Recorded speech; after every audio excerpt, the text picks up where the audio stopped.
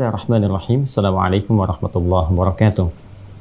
Alhamdulillahi rabbil alamin. Wassalatu wassalamu ala rasulillahil karimil amin.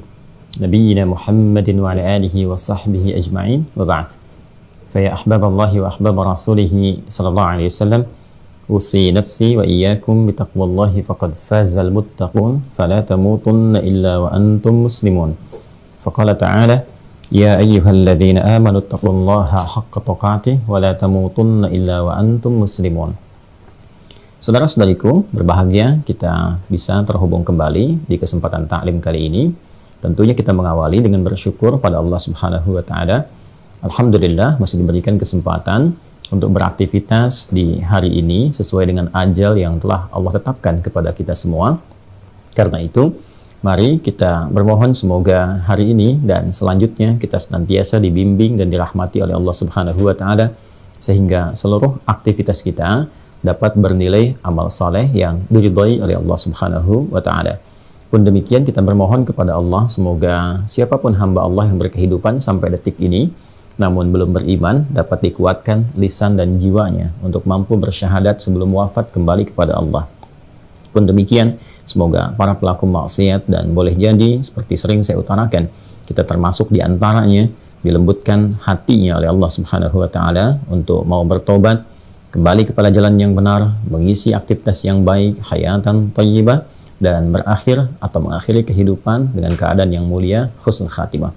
Karena itu, mari kita berikhtiar untuk mewujudkan semua capaian-capaian mulia dan baik dimaksud dengan meningkatkan amal saleh dan menguatkan dengan landasan pengetahuan yang kokoh. Alhamdulillah kita telah pelajari bagian pertama dari dasar keilmuan yang pokok dalam menguatkan pondasi keimanan kita dan kekuatan bangunan amal saleh kita, yaitu pelajaran tentang akidah, pelajaran tentang penguatan iman, dan pelajaran tentang bagaimana mengarahkan seluruh aktivitas ibadah menuju Allah yang ahad, sehingga ilmunya dikenal dengan ilmu tauhid. Ilmu tauhid, akidah, ilmu tentang iman memiliki satu pokok yang sangat penting, dasar, pondasi yang sangat kuat, yang sangat berpengaruh untuk meyakinkan kekuatan iman kita dalam jiwa tanpa keraguan.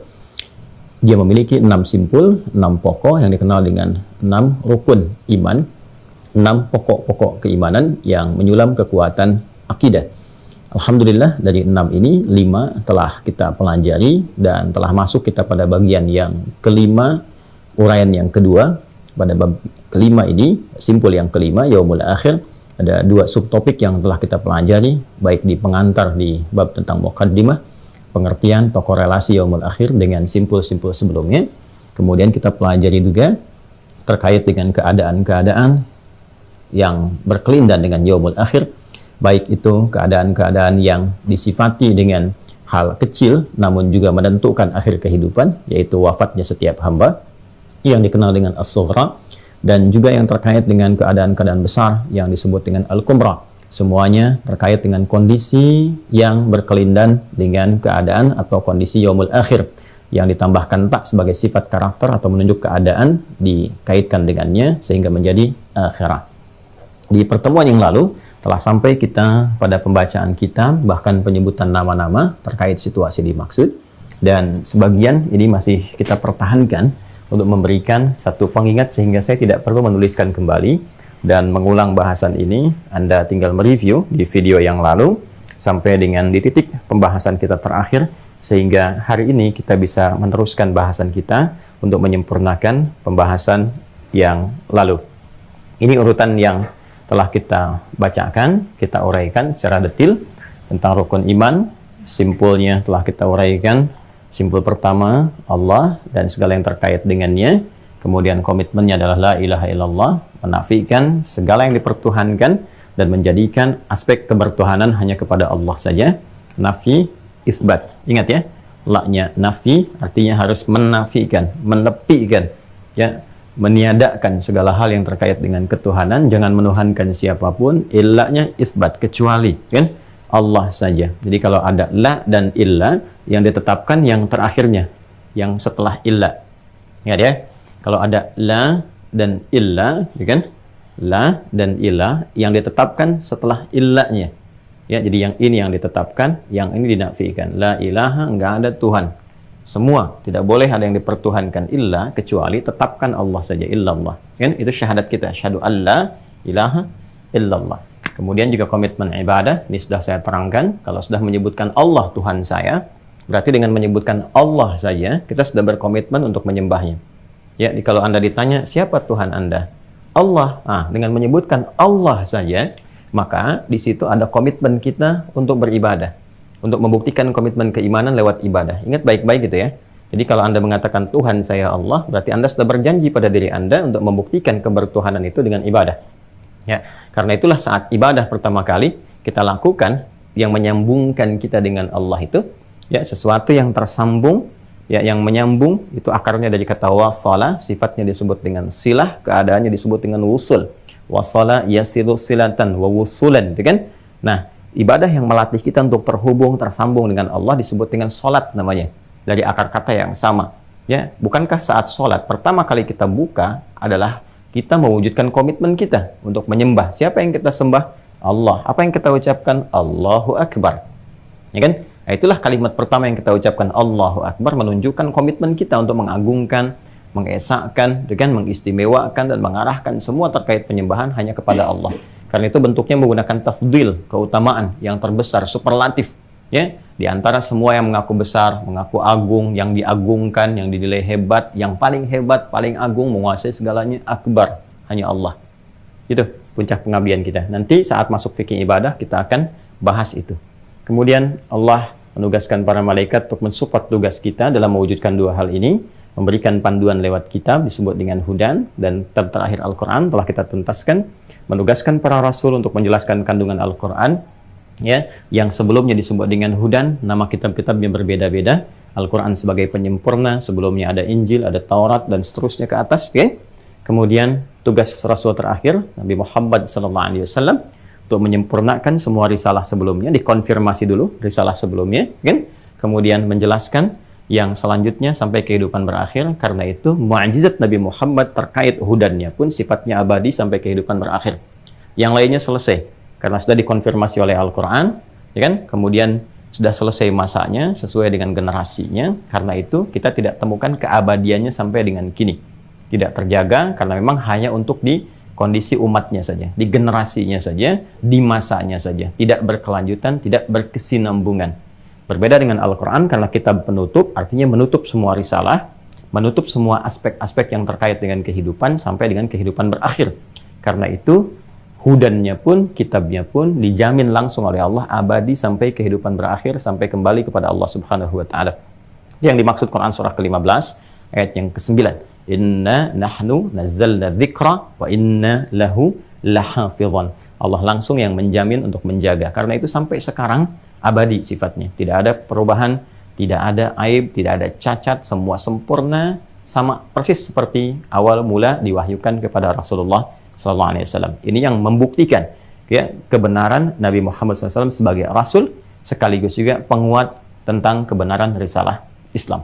Ya, dan ini satu-satunya kitab suci yang terkait dengan aspek keagamaan, dengan keyakinan yang sampai sekarang masih teruji seluruhnya, murni, kemurniannya, otentisitasnya, ya, termasuk juga validitasnya, kebenarannya sampai sekarang. Dan alhamdulillah kita diberikan nikmat oleh Allah Subhanahu wa Ta'ala untuk beriman sampai dengan detik ini dan bisa menikmati mukjizat terbesar yang pernah disampaikan kepada Rasulullah. Tinggal nikmat itu diimplementasikan dalam kehidupan untuk mengkaji melalui tuntunan Rasulullah Sallallahu Alaihi Wasallam, segala yang tersandar kepada penjelasan beliau lewat hadisnya dan jejak kehidupan yang kita ikuti dengan sunnahnya. Semua ini kita kerjakan jadi kurikulum kehidupan sampai berakhir kehidupan kita, yang disebutkan dengan istilah yaumul akhir, itu kan hari akhir, berakhirnya semua aktivitas kita menunjuk kepada waktu, ruangnya, keadaan, totalitas aktivitasnya, dan sebagainya. Imma boleh jadi kita yang meninggalkan duluan kehidupan kita di muka bumi ini dengan sifat dunianya, maka ini disebut dengan as-sughra, kan? Atau memang sudah selesai kehidupan di muka bumi ini, maka buminya pun, keseluruhannya pun selesai dengan sifat panaknya, disebut dengan kubra. Keadaan yang terkait ini semua, tambahkan tak di ujungnya, yang kita kenal dengan istilah al-akhirah. Al-akhirah. Dari sini kita dimintakan oleh Al-Quran untuk mengkaji, mempelajari, kembali ke sini. Ya, kembali juga ke sini.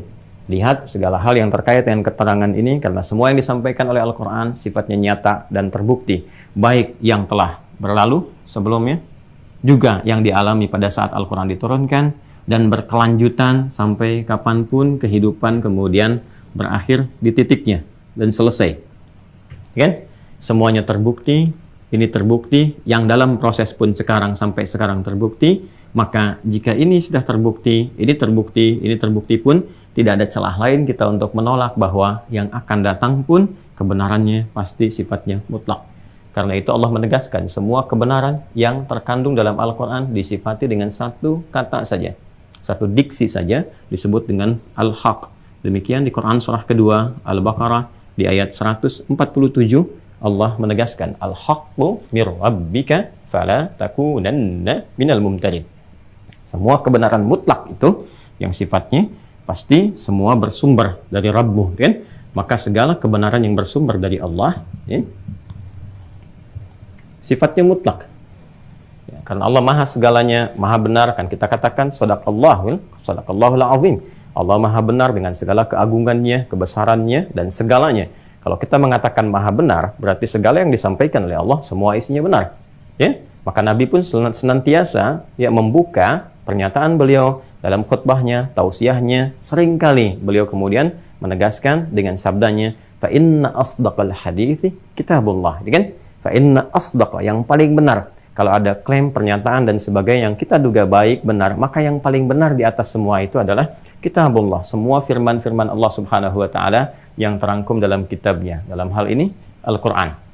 Ya, maka ini yang dimaksudkan segala ketersambungannya. Nanti pembuktian tentang kebenaran mutlak ini Allah bentangkan, baik yang tertuliskan fis sutur atau mahfuzun fis sudur, maktubun fis sutur dalam bentuk mushaf, kemudian mahfuzun fis sudur dalam bentuk hafalan-hafalan ya pada Al-Qur'an, atau dibentangkan kemudian kalau yang ini ayat qauliyah, ayat-ayat yang nampak pada firman, disampaikan keterangan-keterangan begini, begini, begini. Di langit ada tanda-tanda yang mendekatkan kita dengan Allah, kebesarannya disebut dengan ayat, kan?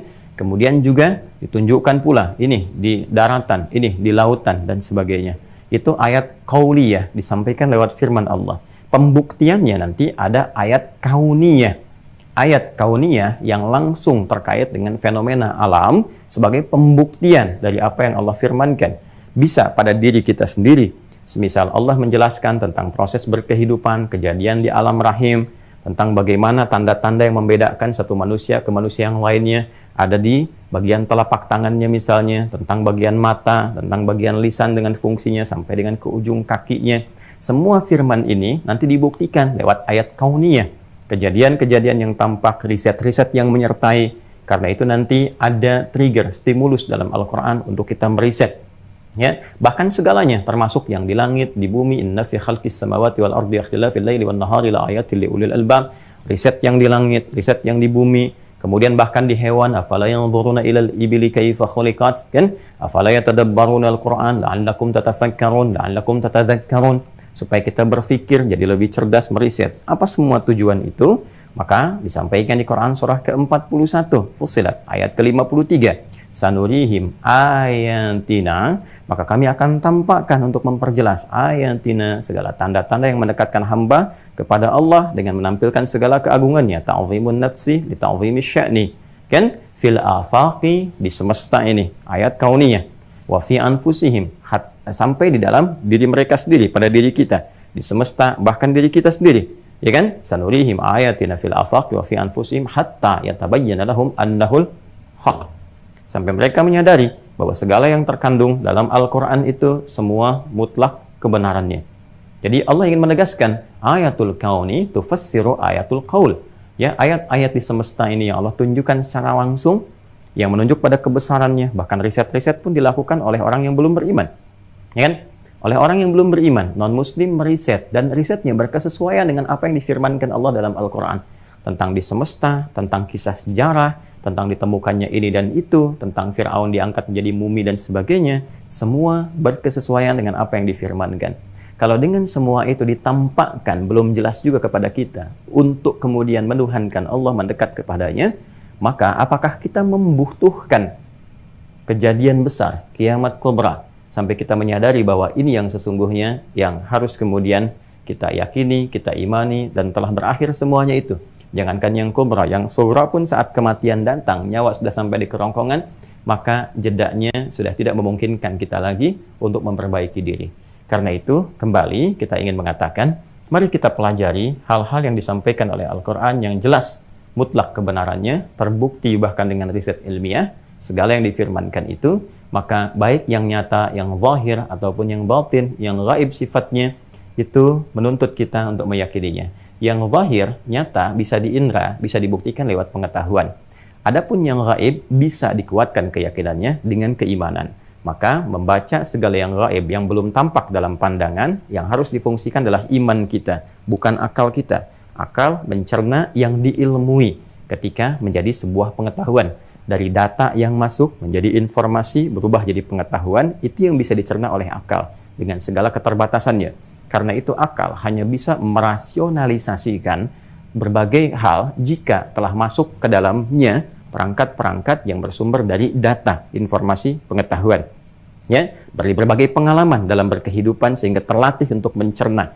Kenapa anak-anak belum teruji akalnya dengan kedewasaannya? Karena sedikit yang masuk dari data-data kepada dirinya. Pengalamannya baru berjalan beberapa masa saja, sehingga belum tercerna kematangan akalnya. Adapun orang-orang yang telah sampai kepada masanya, sampai kepada masa tertentu yang menjangkau, mencakup segala hal, disebut dengan bulugh namanya. Orangnya disebut dengan baligh, ya, telah sampai kepada satu masa yang dia bisa mencerna sesuatu karena kematangan akalnya, ya, kematangan berbagai indranya, termasuk fisiknya. Kenapa? Karena telah banyak data yang masuk, baik lewat pendengarannya, penglihatannya, yang dia cerna, sehingga terlatih semua untuk menyimpulkan. Ketika semua data masuk, maka berubah jadi informasi. Ketika informasi diolah, maka menjadi pengetahuan. Itu yang bisa diakses oleh akal. Itu yang bisa dirasionalkan. Seperti pandangan terbatas, pendengaran terbatas, maka akal pun, logika pun punya keterbatasan. Dia tidak akan bisa menjangkau segala yang belum sampai datanya kepada dirinya. Dia tidak bisa menjangkau dan melogikakan segala hal-hal yang belum bisa diindra oleh perangkat-perangkat indera nyatanya. Nah, saat dia berhadapan dengan semua itu, maka yang difungsikan oleh manusia bukan akalnya, tapi imannya. Ketika iman kemudian difungsikan, maka akan datang disebut dengan hikmah.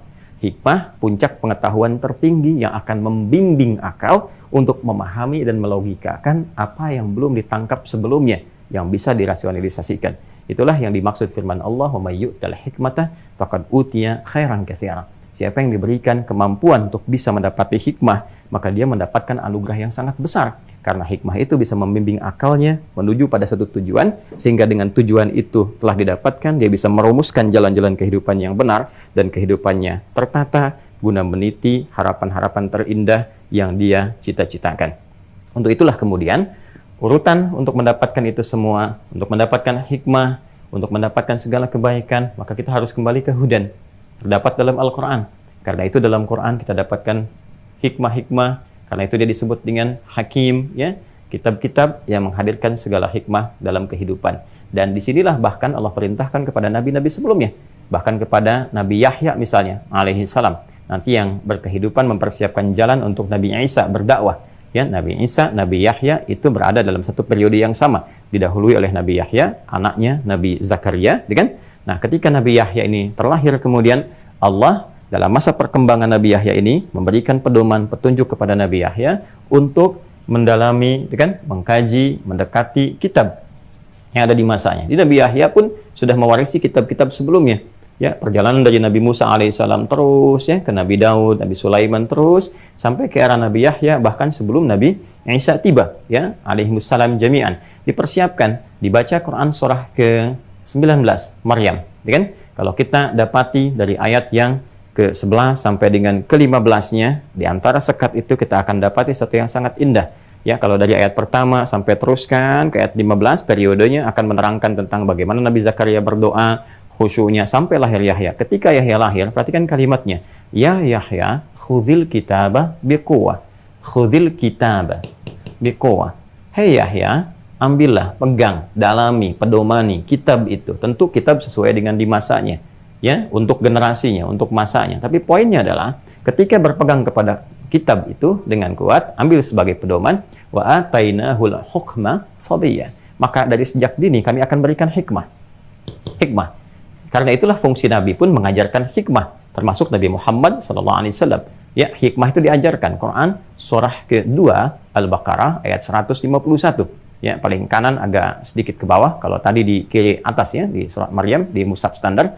Quran surah kedua kembali ayat 151. Kama arsalna fikum rasulan minkum yatlu alaikum ayatina wa yuzakkikum wa yuallimukumul kitaba wal hikmah wa yuallimukum ma lam takunu ta'lamun. Kan? Jadi di dalam kitab ini ada hikmah. Hikmah puncak pengetahuan tertinggi. Kalau bisa kita dapatkan, ada akselerasi untuk mendapatkan pengetahuan yang lain sekaligus menangkap aspek-aspek yang ditampilkan dari informasi yang menuntut keimanan kita untuk meyakininya. Di antara itu semua, pembahasannya akan terkait berkelindan dengan keadaan tentang yaumul akhir. Ya, keadaan-keadaan khususnya yang terkait dengan hal yang kubra, hal-hal dahsyatnya, hal-hal besarnya yang itu mutlak kita harus yakini dengan sebenar-benarnya, sekuat-kuatnya. Karena itulah segala yang terkait dengan yaumul akhir menuntut keimanan kita dikuatkan dan selalu disandingkan dengan keimanan kita kepada Allah pada umumnya dalam uraian ayat-ayat Al-Quran seperti yang kita bacakan di pertemuan yang lalu. Dari mulai Al-Baqarah ayat yang ke-8, minan nasi may yaqulu amana billahi wal yaumul akhir. Keimanan kepada Allah disandingkan dengan yaumul akhir. Al-Baqarah ayat 62 gitu kan, innal ladzina amanu wal ladzina hadu wan nasara was sabiina kan man amana billahi wal yaumil akhir. Keimanan kepada Allah disandingkan dengan yaumul akhir, yaumul akhir, yaumul akhir untuk memberikan kesan kuat kepada kita bahwa mutlak diperlukan motivasi tinggi untuk terus meningkatkan keyakinan, sehingga dengan itu kita punya persiapan untuk merumuskan kegiatan kita menyongsong kejadian-kejadian besar yang akan berlaku pada momen ini. Kejadiannya kemudian dikaitkan dengan sifat karakter ditambah dengan ta, maka disebut dengan akhirah. Karena itu ketika berbicara tentang akhirah, firman Allah langsung memberikan satu diksi yang kuat, merubah kata iman menjadi yakin supaya tidak ambigu dalam pemahaman kita. Al-Baqarah Quran surah kedua ayat keempat. Di akhir ayatnya, wabil akhirati hum yuqinun. Dan sifat orang takwa itu, orang yang ingin mendekat kepada Allah, punya rumusan-rumusan kehidupan, terhadap program-program akhiratnya, dia yakin, karena itu dia menyiapkan persiapan-persiapan terbaiknya. Nah, ini yang kita simpulkan 3 ini kemarin, yaitu sikap kita, insan beriman, terhadap segala hal yang terkait dengan yaumul akhir. 1, mesti ada keyakinan paripurna. Keyakinan paripurna ini yang menjadikan kita memiliki persiapan dan motivasi kehidupan yang benar. Ingat ya, motivasi kehidupan yang benar. Keimanan itu mesti juga mengarahkan kita kepada kebenaran. Dan kebenaran itu akan menuntun kita untuk menjalani aktivitas dengan terukur. Karena itu kemudian pembahasan tentang iman terhadap yaumul akhir seharusnya menjadikan kita feedbacknya dapat menata kurikulum kehidupan yang jelas. Bahkan dari bangun tidur sampai dengan tidur lagi. Imma persiapan untuk kita wafat, sughra, ya? Atau bahkan persiapan untuk yang lebih besar lagi pasca kita wafat, kubra. Apa yang kita siapkan? Harus ada motivasi, turunkan ya, dan tuliskan minimalnya seperti yang guru kami ajarkan, dan tersambung tentu sanadnya kepada Rasulullah SAW ya, ketika Nabi mengingatkan kita untuk senantiasa ingat akan kematian, ingat kematian supaya apa? Tertata persiapan kehidupan kita. Punya motivasi, tuliskan aja di meja kerja kita, di tempat yang kita akses. Hei Fulan, hei Adi Hidayat, kamu akan wafat, bagaimana dengan bekalmu kini? Jangan merasa aman, karena belum tentu juga engkau merasa aman saat dihisab. Tuliskan ya. Nah, untuk bisa menghadirkan motivasi ini, maka Allah menampilkan beragam nama yang memberikan penjelasan-penjelasan terkait dengan peristiwa-peristiwa yang akan terjadi di yaumul akhir ini. Nama-nama ini yang telah kita bacakan di pertemuan yang lalu pada umumnya, dan telah kita ungkapkan dalil-dalilnya. Sekarang kita coba akan detilkan hal dimaksud, khususnya terkait dengan peristiwa pertama yang berkelindan dengan al-akhirah, dengan pembahasan pada aspek yang kedua, yaitu kubra. Ahwalul, ahwal. Jadi bukan ahwal, tapi ahwal. Pakai H besar ya. Ya.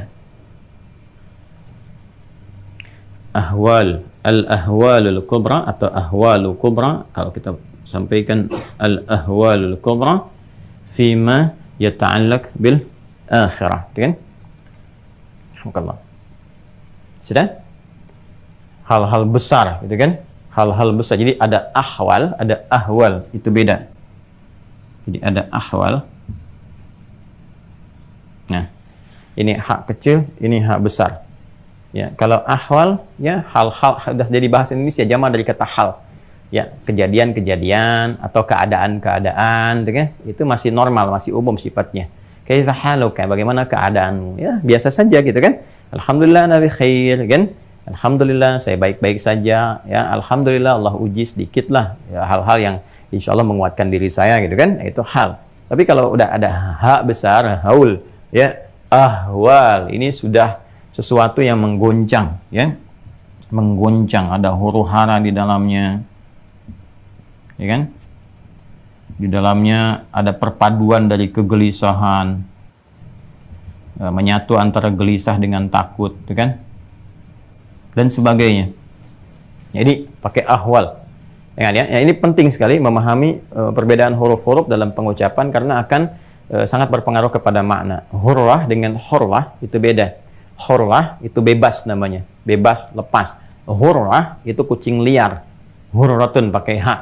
Kenapa kucing liar disebut dengan hak besar ya? Hurrah karena memang dia lebih lepas, lebih bebas di alamnya, tapi menggunakan hak besar.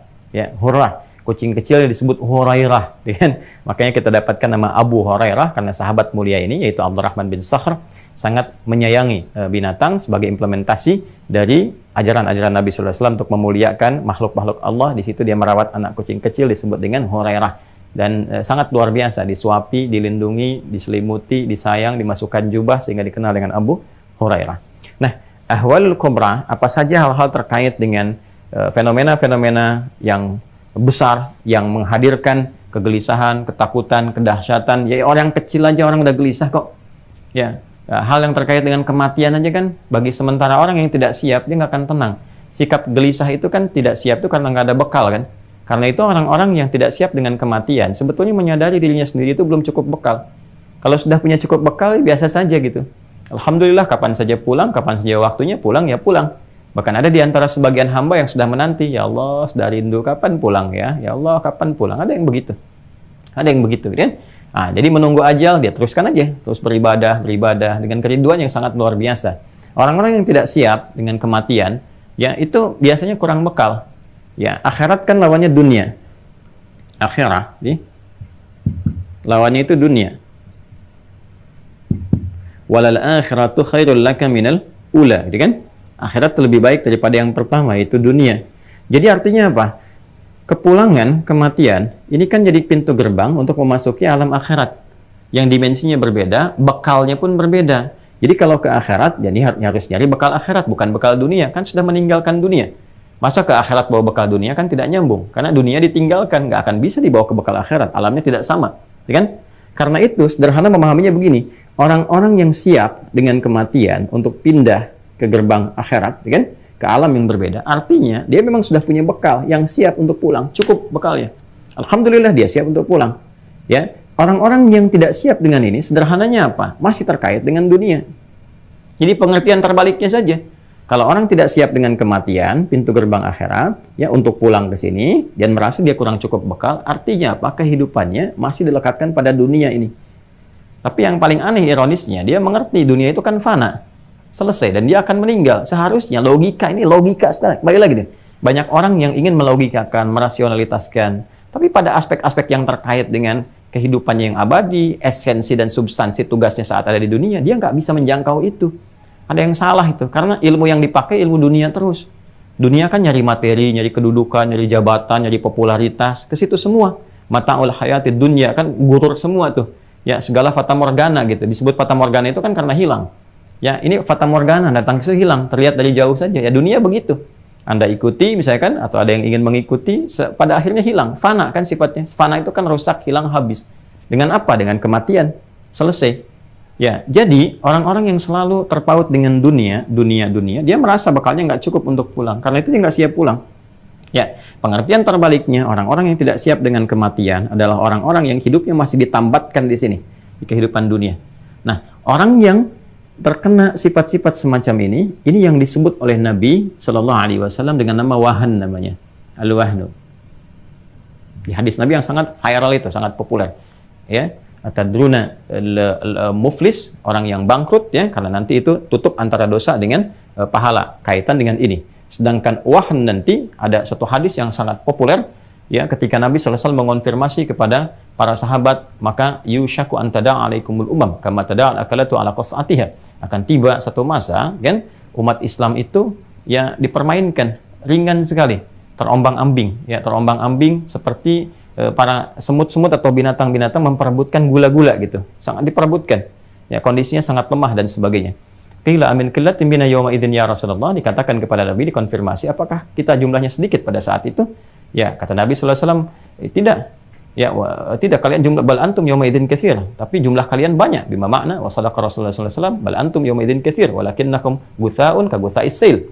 Ya, kalian banyak, padahal jumlah itu banyak, ya, kuantitasnya luar biasa, tapi kalian terombang-ambing. Ya, seperti buih di lautan, diombang-ambingkan ombak, diterpakan ke karang, dikerjain sedikit, ya diam aja, dikuasain macam-macam, paling keluar protes-protes sedikit, diam lagi gitu kan, ya, dan sebagainya. Sudah diombang-ambingkan aja. Ya, kemudian tunza'ul mahabbatu min qulubi aduwikum wa yaj'alu fi qulubikumul wahn. Ya.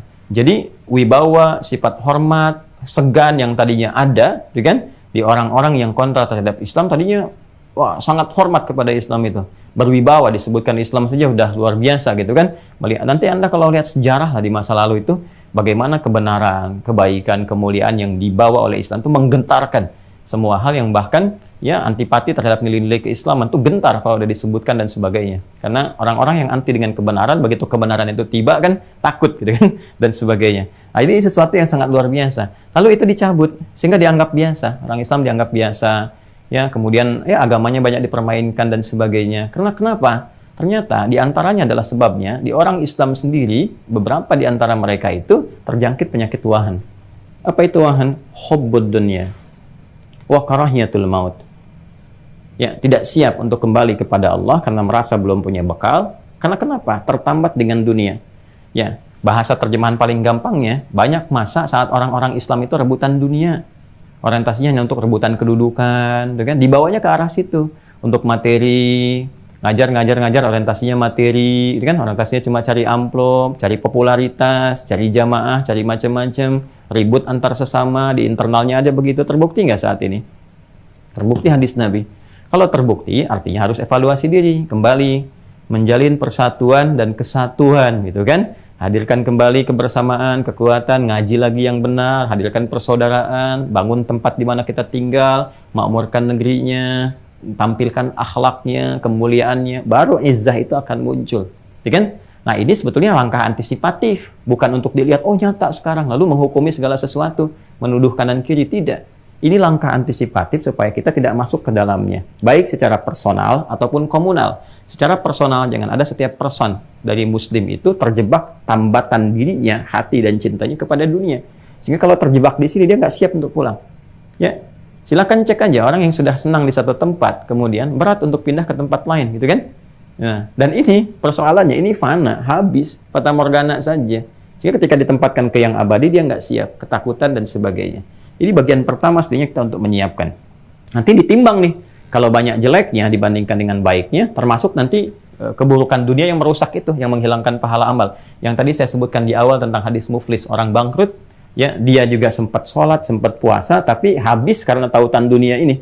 Ya, sibuk dengan celaan, sibuk dengan hujatan, sibuk dengan perkelahian, bahkan ada yang menumpahkan darah. Atadruna al-muflis, ya qalu al-muflisu fina ma la dirham lahu wa la mata'. Kata Rasulullah, al-muflisu min ummati, ya kan? Ya, orang bangkrut dari yang mengaku umatku itu ya'ti yaumal qiyamati bi sholatin wa zakatin wa siyamin, datang di hari kiamat pernah salat, pernah puasa, pernah zakat, ya kan? Wa ya'ti qad syatama hadza wa qadhafa hadza wa daraba hadza, ya wa akala hadza wa safaka dama hadza. Tapi sayang, dia juga gemar untuk mencela, gemar berselisih, gemar saling menuduh, gemar kemudian memakan tanpa yang hak, ya korupsi, ada yang mencuri dan sebagainya, wa safaka dama hadza, bahkan ada yang saling menumpahkan darah. Dan membawa nilai-nilai agama di dalamnya, dilekatkan. Nyata kan sekarang? Ya kan? Di antara peristiwa itu, nanti akan ditimbang tuh, khadha hadha min hasanati wa hadha min hasanati.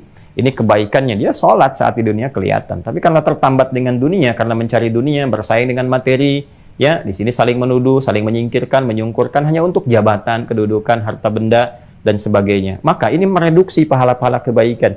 maka sholatnya nanti akan menutupi misalnya tuduhannya, puasanya akan menutupi hoaxnya, gitu kan? Hajinya akan menutupi sifat zalimnya. Ketika habis fa'in faniyat hasanatuhu, habis semua bekal baik, tersisa keburukan aspek dunia ini. Ya, maka dia harus dibersihkan dulu yang ini nih, faturiha finnar. Maka dilemparkan ke dalam neraka, maka ini yang disebut dengan bangkrut.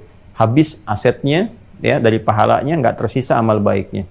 Ini yang kita khawatirkan saat terjadi yang kubra. Nah, apa tanda ahwal yang pertama pada yang kubra ini? Saat semua kejadian itu berlangsung, ditimbang, dilihat, ya, semua yang mati dihidupkan lagi, yang kemarin telah kita sampaikan disebut dengan ba'ats. Nah, maka ini diawali dengan apa yang disebut nama pertama, yaitu qiyamah. Nah, kita akan membahas bagaimana saat dibangkitkan kembali, diawali dengan kejadian apa lagi, ya, yaumul ba'ats telah kita sampaikan kemarin, yang ini. Ya, saat ini semua telah meninggal, tadi habis, kan fana, habis kan di halaman 260 itu, kemarin telah kita bahas mafhumu yaumil akhir, gitu kan? Pembahasan tentang pengantar yaumul akhir. Yang pertamanya kan disebutkan bahwa apa yang kita tinggali ini semuanya fana, akan rusak, akan hancur, kita meninggal dunia, gitu kan? Kemudian setelah habis semua dibangkitkan kembali, kebangkitan disebut dengan ba'ats. Nah, tentang fananya itu, coba cek di halaman 260 yang kemarin kita bacakan. Ini masih ada. Ya. Yang sebelah kanan ini, tolong di-download ya, karena kita sudah scan, sudah tampilkan. Ada. Yabda'u yaumul akhir, ya, bifana'i alamina hadha. Ada ininya, bacaannya, yang bawah di sebelah kanan. Yabda'u yaumul akhir, ya, kita baca yabda'u, betul. Yabda'u yaumul akhiru bifana'i alamina hadha. Oke? Nanti saya urutkan dari keterangan ini, saya urutkan dengan ayat-ayat yang ada di Al-Quran. Karena ini sudah terurut. Ini, Masya Allah ini ya, jenius. Syekh Sayyid Sabiq ini jenius sekali, memberikan satu gambaran pengantar, highlight-nya, itu berdasarkan urutan ayat Quran. Ini menunjukkan beliau paham Al-Quran. Jadi disampaikan urutannya, nanti nama-namanya diurutkan. Ya, yabda'ul yaumul akhiru, dimulai yaumul akhir ini keadaannya, kan, atau huru-hara, kegelisahan, macam-macam kehancurannya itu, kan, bifana'i alamina hadza, dengan hancurnya, habisnya alam yang kita tinggali ini. Dan segala fenomena yang terkait dengan kehancuran, kedahsyatan, terjadinya, bangkitnya, hidupnya, segala hal itu kan yang tidak beraturan terjadi pada saat itu, yang diatur sedemikian rupa gitu kan dengan ketetapan Allah, dan kita melihatnya segala hal gitu kan, ya, gambaran ya yang tercitra, karena kita insya Allah nggak mengalami itu gitu. Kita insya Allah orang beriman tidak mengalami itu, karena ini hal-hal terbesar yang akan dialami oleh orang-orang yang keingkarannya sangat luar biasa, sehingga seketika dihancurkan dengan hancurnya alam. Nah, itu disebut dengan qiyamah namanya. Ya, qiyamah. Seperti ini. Akar utamanya. Ya, kalau kita menggali ke verb-nya, nah ini terkait berkelindan dari turunan kata aqama, ya kan? Kemudian juga nanti ada aqama.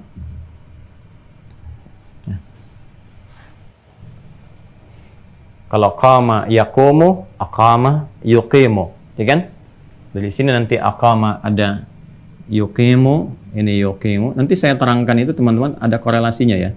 Kita mulai dengan pendekatan linguistik untuk mengetahui, nanti kita turunkan ke dalil. Ini yaqumu. Jelas ya? Di sini nanti ada iqamah. Ini ada qamah. Kan? Sudah?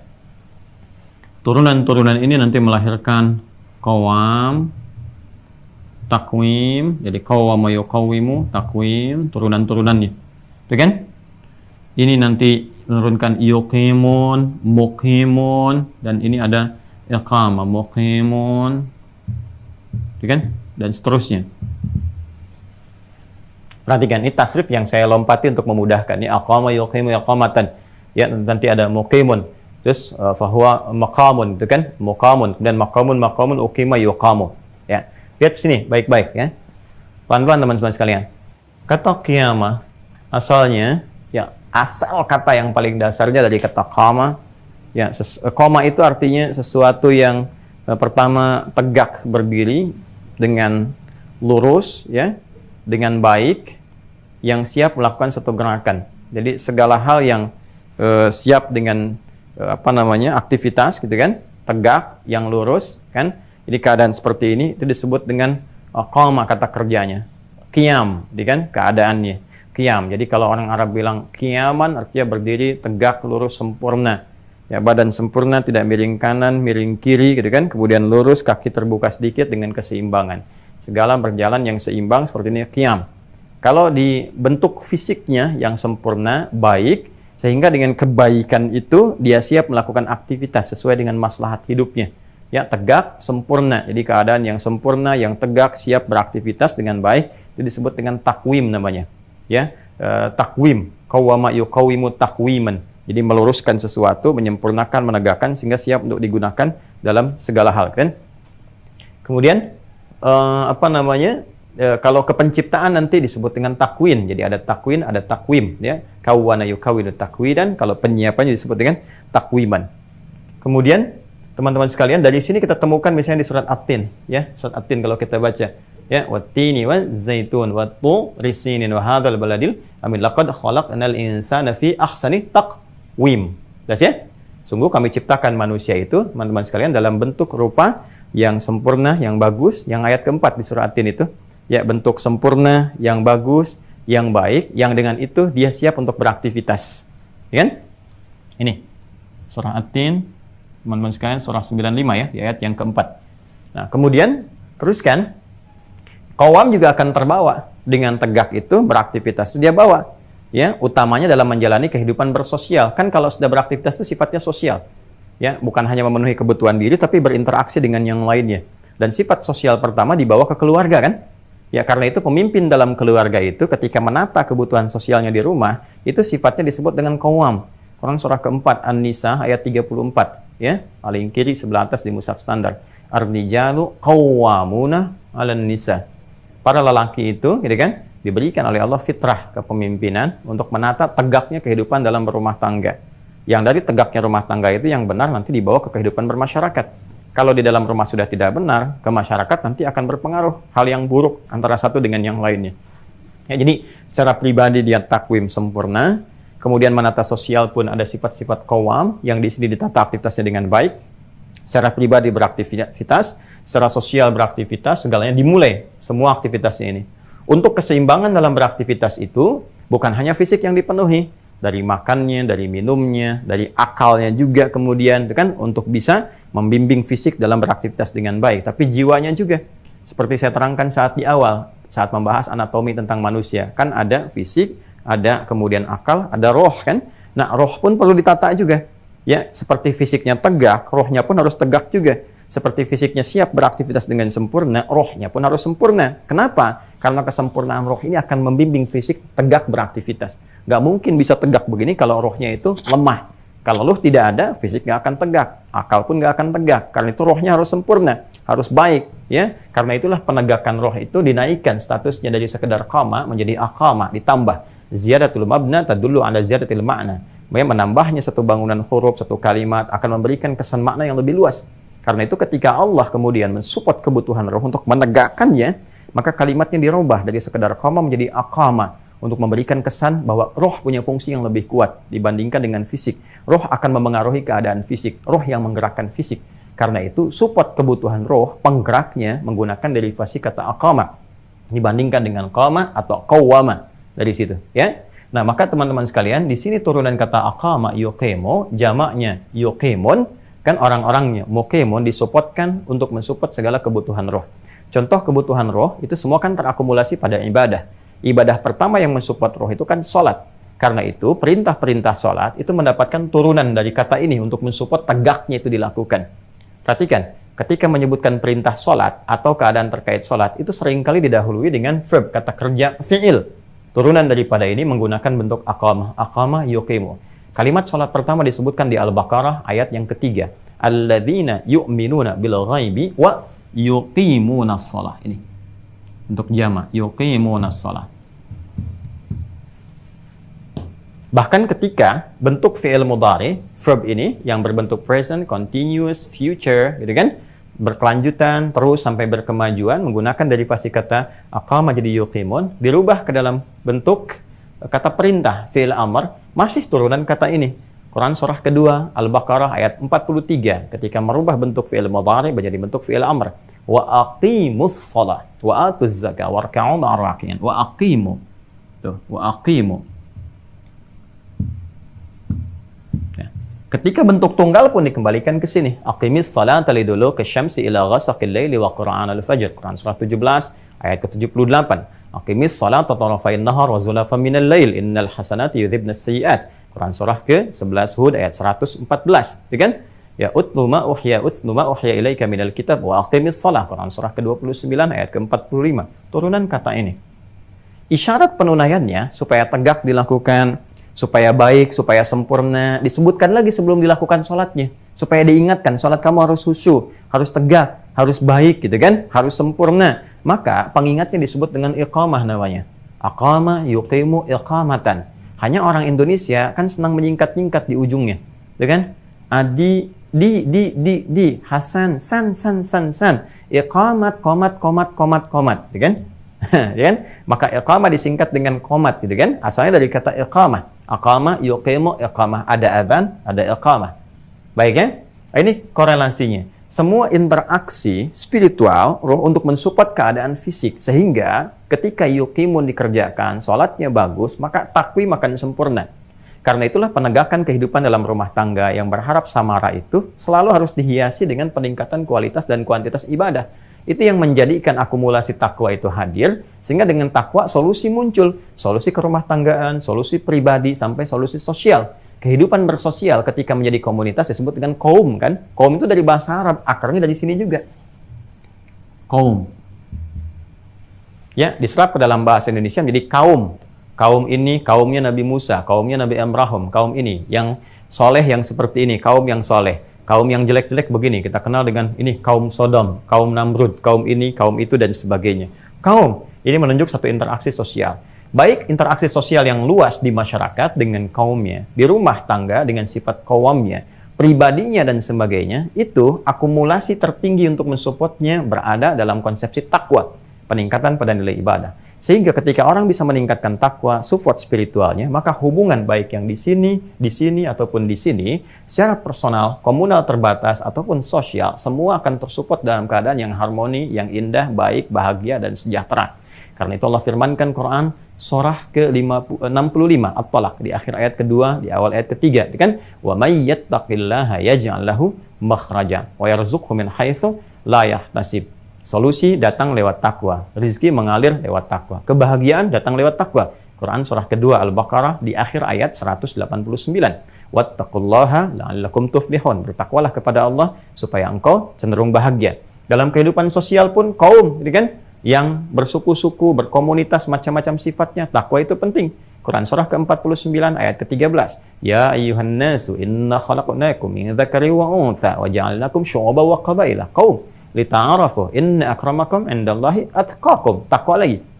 Nah, semua yang terkait dengan ini, semua ini akan berakhir, akan habis ketika tegaknya sesuatu. Tegaknya satu perintah, muncul satu perintah, tapi perintahnya unik. Perintahnya mengakhiri semua ini. Selesai aktivitas ini. Ya, selesai. Aktivitas ini tuntas, nggak ada lagi kemudian orang yang cari makan, udah nggak sempet cari makan, udah nggak sempet lagi sholat, udah nggak sempet macam-macam, berakhir semua. Ya, semua berakhir. Rumah tangga, kehidupan berakhir, secara sosial juga habis semua, kan ini juga habis, ini habis, semua selesai. Itu menunjuk kepada hal yang kubra, pengantar kepada kiamat, disebut dengan ahwal. Kenapa ahwal? Huru-hara, gelisah, takut, macam-macam. Karena semua aktivitas normal yang terjadi seperti ini sudah selesai dengan bangkitnya sesuatu, tegaknya satu hukum Allah yang telah ditetapkan. Dia akan muncul, tegak, membawa sifat-sifat tertentu. Saya telah katakan kepada Anda, semua terkait dengan keadaan, sifat, karakter, kejadian, macam-macam, tambah tak di ujungnya. Maka semua katanya dikorelasikan dengan ini untuk menunjukkan bahwa semua kejadian yang kita alami, aktivitas kita habis semua. Semua selesai tata kehidupan sosial karena tempat-tempatnya ikut hancur juga. Kegiatan kita ibadah selesai, secara pribadi juga selesai. Terjadi apa? Apa yang disebut dengan qiyamah. Kan? Jadi kata qiyamah bukan hanya menunjukkan sebuah peristiwa, sifat-sifat keadaan yang menunjukkan tegaknya hukum Allah, perintah Allah yang terjadi pada saat itu yang mengantarkan pada gerbang pembuka kehidupan akhirat. Tapi ingin memberikan kesan bahwa ketika ini tegak, ini muncul, ini terjadi, semua aktivitas turunan dari kata ini, yang berasal dari kata kerja, qama, sampai ke aqama dan turunannya, semua berakhir. Karena qiyamah sudah muncul. Ini akhir segalanya, yang mengakhiri semua aktivitas dari turunan kata-kata ini. Jadi ketika disebutkan kiamat, kiamat, kiamat, penting kita kembalikan ke kata asalnya untuk menunjukkan saat kiamat ini muncul, terjadi dengan ketetapan Allah, tegak dia, nyata dia, maka semua turunan dari peristiwa-peristiwa dan derivasi katanya akan habis semua. Paham? Ya, mohon fokus ya, karena boleh jadi kita nggak temukan pembahasan ini. Karena kita harus ambil dari berbagai referensi, begini, begini, begini, kaitkan, lihatkan, dan lihat turunan di dalil-dalil dan sebagainya. Ya. Nanti kita akan paham setelah uraian ini bisa sempurna disampaikan. Jelas ya? Nah, jadi kita harus mengerti bahwa semua aktivitas kita turunan dari satu kata derivasi yang sama. Dan diakhirinya pun dengan mengambil derivasi kata ini juga. Nah, apa yang terjadi pada saat ini? Mari kita lihat keterangan-keterangan Al-Qur'annya. Ketika disebut dengan qiyamah, apa yang terjadi? Maka Allah turunkan langsung satu surah dengan namanya langsung, surah ke-75. Quran surah 75. Ya kan? Ayat pertamanya nanti menunjuk sumpah Allah ya tentang kejadian ini yang nyata sifatnya. Kemudian keadaan dahsyatnya yang tadi saya katakan menghancurkan tatanan aktivitas sosial secara komunal, secara personal dan sebagainya. Kita nanti turunkan dari masuk ke ayat 5-nya kan sampai dengan nanti masuk ke 11-nya. Ya kan? Sudah? Sudah ya? Baik, kita mulai surah ke-75, surah Al-Qiyamah dengan namanya. Bahkan menggunakan alif lam, menunjuk kepada sebuah kepastian, nyata, dan membedakan dengan peristiwa-peristiwa lain. Jadi ini bukan seperti letusan gunung, ya, yang pernah terjadi musibah dan kita juga bermohon kepada Allah perlindungan, ya, saling empati dalam setiap peristiwa, ada banjir, gitu kan, ada gempa, ada macam-macam. Ya, itu nggak sama peristiwanya. Ya, itu peristiwa-peristiwa yang mengingatkan kita, kasih alam nih, gunung mulai batuk gitu kan, banjir mulai meluap, karena hal-hal yang terkait dengan pengingat kehidupan kita, berevaluasi, ada perilaku tangan-tangan manusia yang tidak sempurna dalam beramal. Ya, ada yang bergeser dari jalur kesolehan kepada kesalahan. Kan banjir terjadi karena perilaku manusia juga. Ya kan? Kemudian juga banjir badang, semua turunan banjir lah, mau banjir badang, banjir macam-macam, kan perilaku manusia. Gundulin hutan, ya seperti itu jadinya. Bangun-bangun tanpa resapan, demikian adanya gitu kan, maka muncul musibah, muncul peristiwa dan sebagainya kan. Nah, itu hal-hal yang harus menjadi pengingat untuk kita, dan lebih dahsyat lagi adalah pengingat bahwa suatu saat ini akan hancur. Kasih tanda juga sekarang, ada gempa, ada ini, ada gunung meletus. Walaupun kita bisa bicara berdasarkan pengetahuan ini pergeseran lempeng begini. Kalau cuma nyampe situ pengetahuannya, itu masih rendah, masih dunia sifatnya. Dunia itu kan dari kata dana, masih ingat kayak yang saya sampaikan dulu? Dana, ya dana itu kan rendah, masih kecil gitu. Ya, pengetahuannya hanya terbatas sampai di sini juga. Naikkan dong level pengetahuannya sampai ke sini. Karena kalau masih dunia, masih di sini nih. Ya, naikkan gelarnya dari sekedar S, ya S1, S2, S3. Ya, naikkan gelarnya.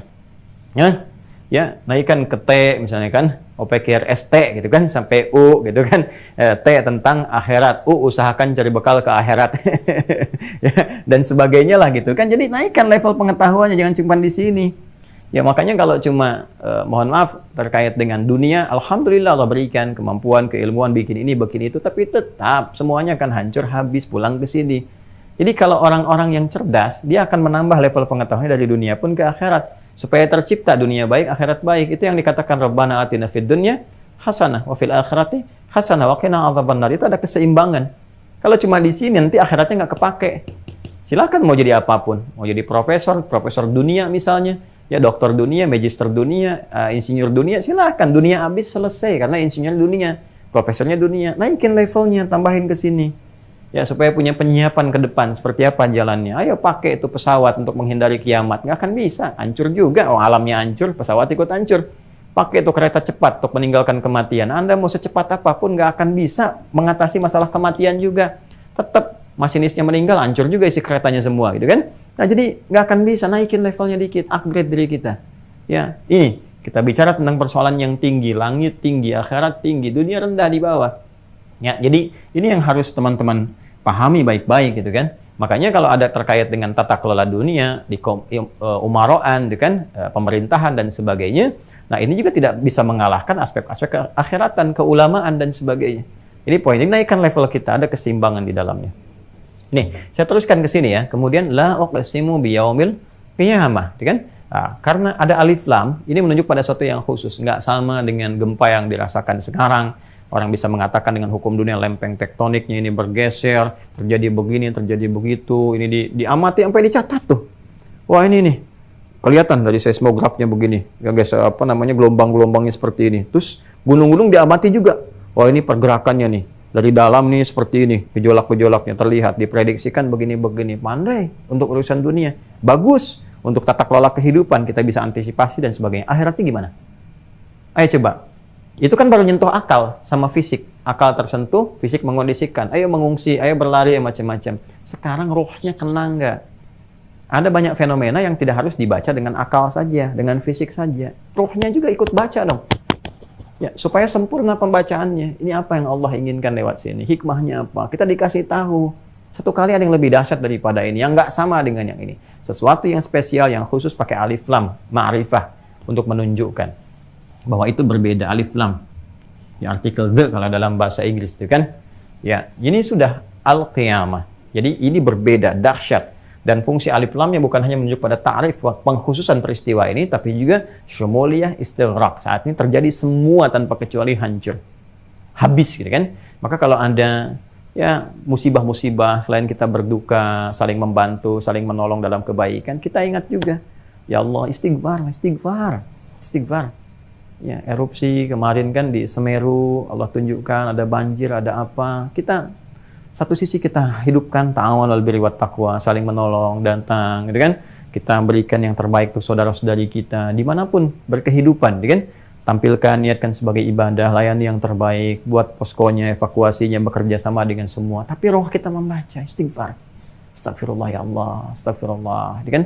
Bagaimana kalau satu saat kejadian saya mengalami terlibat di dalam keadaan gempa itu, meletus gunung itu, banjir itu, tsunami itu, istighfar, istighfar.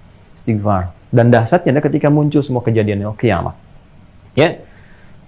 Tapi yang namanya manusia, Allah sudah bersumpah la uqsimu biyaumil qiyamah. Maka disebutkan yaumnya. La uqsimu biyaumil qiyamah. Nah, ini dia. Ya. Tadi kan baik-baik. Ini menarik nih. Biasanya ada ragam banyak ayat di dalam Al-Quran ketika sumpah itu menggunakan huruf waw, namanya wawul qasam. Ya, kalau dengan waktu kan seringkali menggunakan waw. Wadduha, Allah bersumpah demi waktu duha, ya kan? Wal-laili idza saja, demi malam apabila telah gelap gulita. Bahkan nanti ada surat Al-Lail juga, wal-laili idza yaghsha, gitu kan? Wan-nahari idza tajalla. Itu kan bersumpah demi malam, demi siang. Kemudian apalagi wal fajr, walayalin ashr, demi waktu fajar dan sebagainya, wal asr, gitu kan, demi waktu yang diberikan kepada kita untuk beraktivitas, itu pakai waw, qasam, qasam, qasam. Ini qasamnya langsung disebutkan langsung, bukan dengan huruf tapi dengan namanya langsung. Ya, ini uqsimu. Jadi aqsama yuqsimu, ya kan? Aqsama yuqsimu, aqsama yuqsimu. Ini aqsama yuqsimu. Nah, ya. Aqsama, aqsamtu, aqsamta, aqsamti, aqsamna. Aku bersumpah. Kalau menunjuk pada satu kejadian yang ingin disampaikan bahwa ini akan terjadi. Bersumpah, ini akan terjadi. Aku bersumpah demi sesuatu yang akan datang. Maka bentuk ke mudhari. Ya, mudhari itu kan sesuatu yang akan berlangsung, sedang, berkelanjutan, akan berlangsung. Satu di antara tiga makna ini. Atau ingin menunjuk secara langsung, kamu yang sedang hidup sekarang, atau berkelanjutan hidup, nanti akan tiba saatnya. Aku bersumpah, maka gunakan bentuk fi'il mudhari. Ya, dari aqsama, jadi yuqsimu, kalau menunjuk kepada bentuk personal, maka langsung menggunakan uqsim. Ya, Allah langsung yang mengatakan. Ya, dengan segala keagungannya bersumpah langsung menggunakan katanya. Uqsimu, aku bersumpah bahwa akan tiba. Ya, kalau kita ingin dengan bahasa tafsir yang lebih luas, hei kamu yang hidup sekarang. Kita nih. Karena Al-Quran sifatnya abadi, berkelanjutan, terjaga, melintasi setiap zaman, maka fungsi ini pun akan mengkhitab, memberikan kesan kepada siapapun yang melintasi zaman sesuai dengan eranya. Ketika ayat ini turun disampaikan kepada manusia di era Nabi Muhammad SAW. Hei kamu yang hidup sekarang. Dan yang terus berkelanjutan sampai kapanpun. Bagi kita yang sekarang disampaikan. Hei kamu nih, yang sekarang hidup ya. Yang sudah meninggalkan sudah selesai. Kamu yang sekarang hidup. Atau generasi kamu setelahnya. Sampai kapanpun. Uqsim. Aku bersumpah kata Allah. Akan tiba. Akan tiba. Ya, tapi sebelum kata ini muncul, diawali dengan la. La uqsimu biyaumil qiyamah. Kenapa la ini muncul? Bukan hanya menunjuk satu kesatuan untuk sumpah begini. Bukan hanya menunjuk pada satu kesatuan. Tapi ini punya fungsi untuk menafikan segala tindakan-tindakan yang kontraproduktif dengan lahirnya kiamat ini. Kenapa? Karena ada di antara hamba-hamba yang menyaksikan, meragukan, mengolok-olok dan sebagainya, sampai mempertanyakan kapan kiamatnya tiba. Itu kan? Kapan begini, kapan begitu, gitu kan? Nanti ini kaitan dengan ayat kelima. Ya, sampai dengan ke-11-nya. Bal yuridul insanu liyafjura amamah yas'alu ayyana yaumul qiyamah. Ya kan? Baik.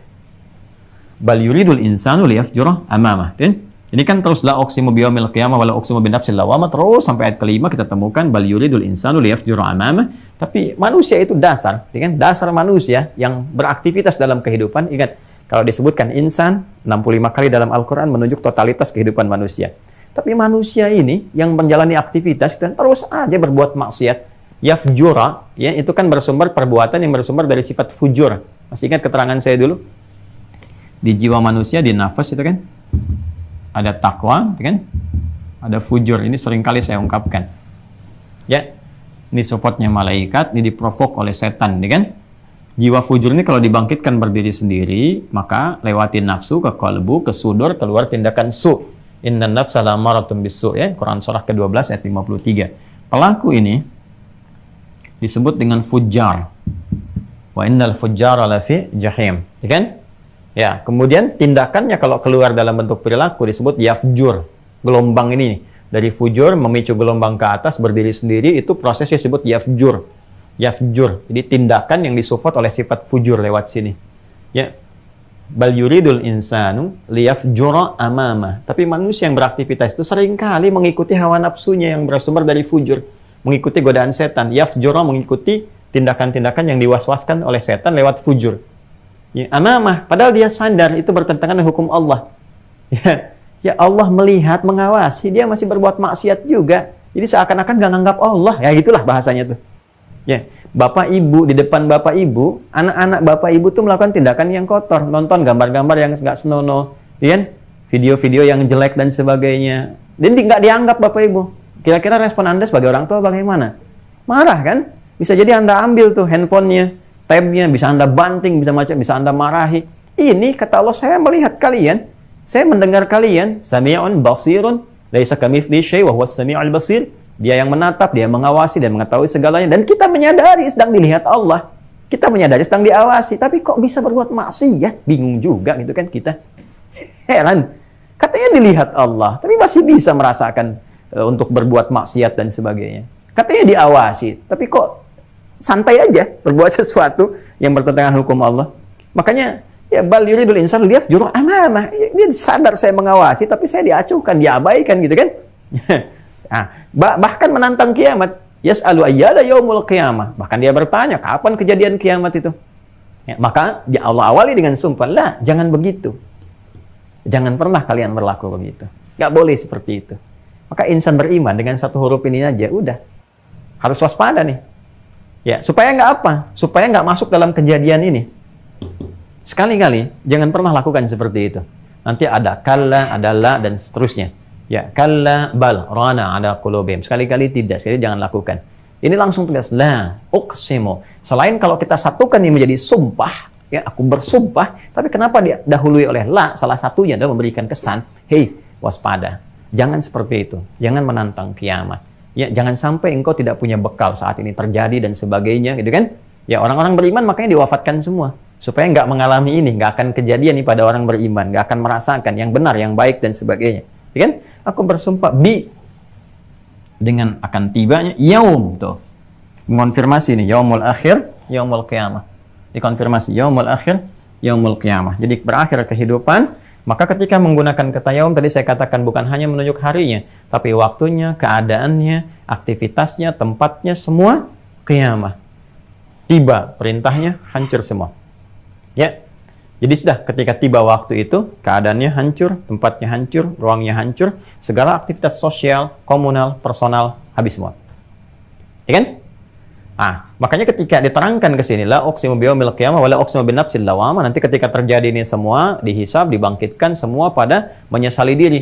Ya, mengutuk nafsunya, mengutuk fujurnya. Kamu nih ya, kenapa harus begini? Kenapa dulu begini dan sebagainya? Ya laitani kuntu turaba, ya Allah, aku jadi tanah aja, aku nggak mau, takut begini, takut hisab, takut begini, takut lihat neraka dan sebagainya. Ini, ya laitani kuntu turaba. Ya kalaulah aku menjadi tanah saja, kalau aku diwafatkan saja, kalau ini itu dan seterusnya. Itu muncul. Semua saling mengutuk, saling menyesali dan sebagainya. Ya, tapi yang paling menarik adalah teruskan ayatnya 6 sampai dengan 11 itu. Fa idza bariqal basar. Maka apabila nyata waktunya sampai terlihat, gitu kan? Muncullah ketakutan dalam mata itu. Bariqa, ya. Bariqa itu sesuatu kilatan yang membuat kita merasakan takut. Makanya petir itu, kilatannya itu disebut dengan barqun. Quran surah kedua ayat 20. Quran surah kedua Al-Baqarah ayat 20. Yakadul barqu yakhtafu absarahum, gitu kan? Hampir kilatan itu menyambar mata mereka, gitu kan? Itu bahasa kiasan yang tinggi sekali, mengibaratkan tentang bagaimana sifat orang-orang munafik itu ya. Ya. Jadi kilatan itu, kalau sudah kita melihat kilat yang Anda bayangkan gini aja ya. Situasi saat mendung, gelap dan sebagainya, tiba-tiba petir di mana-mana. Dar. Terus tiba-tiba ada kilat tuh ke hadapan kita. Bukankah apa yang kita lakukan? Ya, reaksi dari itu semua. Kita menghindar kan? Berlari kan? Takut kan? Ini menunjukkan satu ketakutan kan? Nah, itu disebut dengan bariqa, kata kerjanya. Bariqa. Kilatannya disebut dengan barqun. Ya, jadi begitu kilat, astagfirullah, itu udah fitrah tuh. Ya Allah, gitu kan? Oh, itu udah fitrahnya itu. Karena ada ketakutan. Nah, ini lebih dahsyat lagi. Fa idza bariqal basar. Maka jika semua kilatan sudah nampak, semua terjadi ya, takut mulai, takut. Wa khasafal qamar. Udah. Rembulan dah hilang.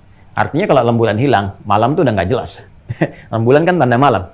Ya. Wa jumi'a syamsu wal qamar, dibenturkan antara apa? Matahari dan bulan. Jadi Anda sudah gambarkan, udah nggak ada siang, nggak ada malam tuh. Udah nggak jelas siang, nggak jelas malam, karena sudah ruang waktu segalanya itu sudah habis karena terjadi ini. Benturkan semuanya. Ya, nanti itu dikonfirmasi dengan Quran surah ke-69 Al-Haqqah itu ayat 13 sampai dengan 14. Quran surah 69 ayat 13 sampai dengan 14.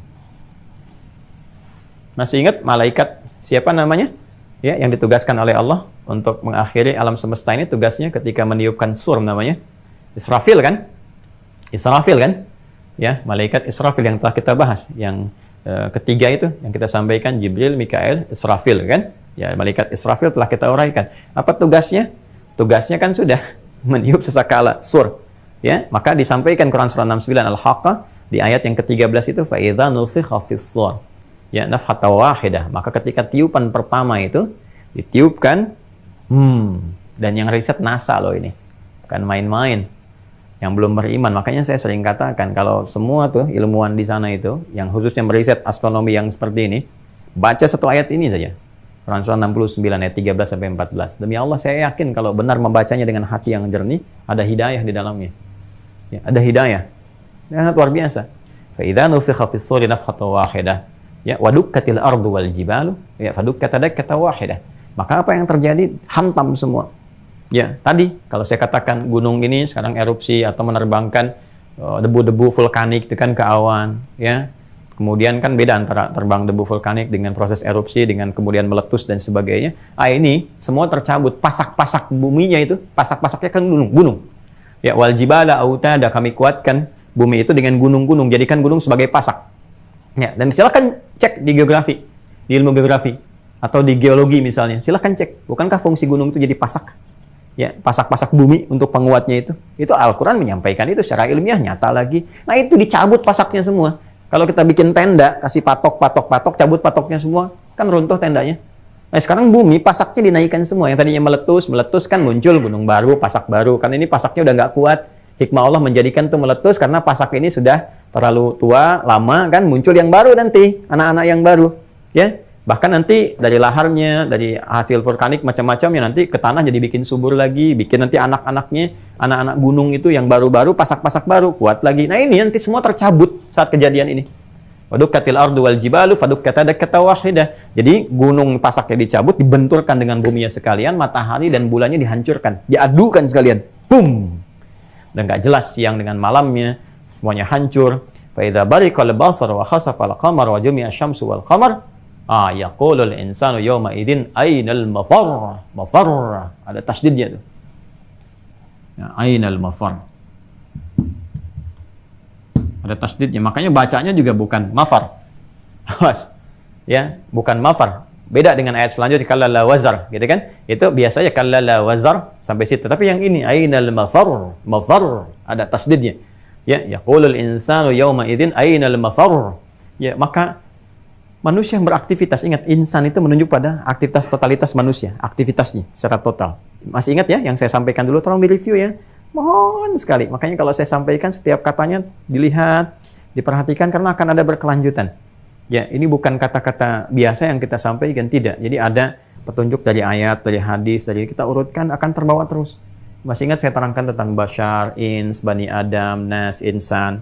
Jadi ketika disebutkan insan menunjuk pada totalitas aktivitas.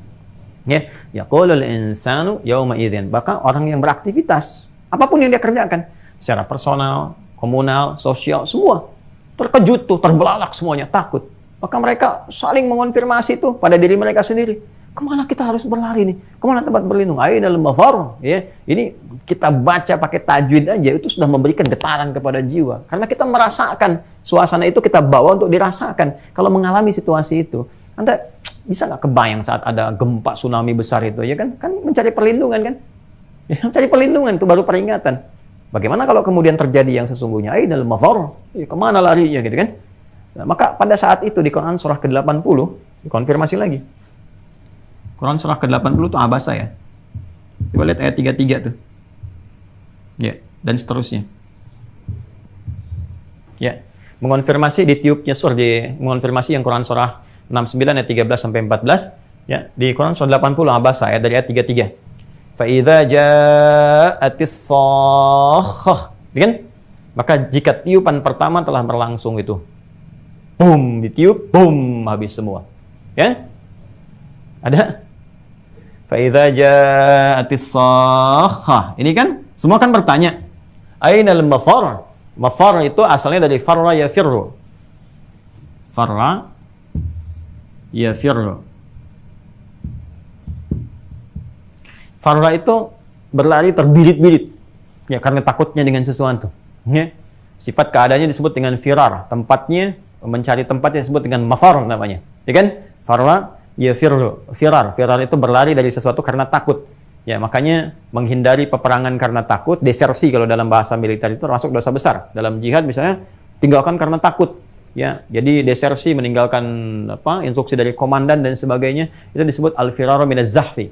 Ya, menghindar karena takut dari satu medan, ya, perjuangan dan sebagainya, itu firar minaz zahfi. Nah, ini ketakutan mencari tempat berlindung sampai bertanya ainal mafar, ya, sampai dilukiskan suasananya fa idza ja'atis shakhah, ketika tiupan pertama itu berlangsung, boom, semua hancur.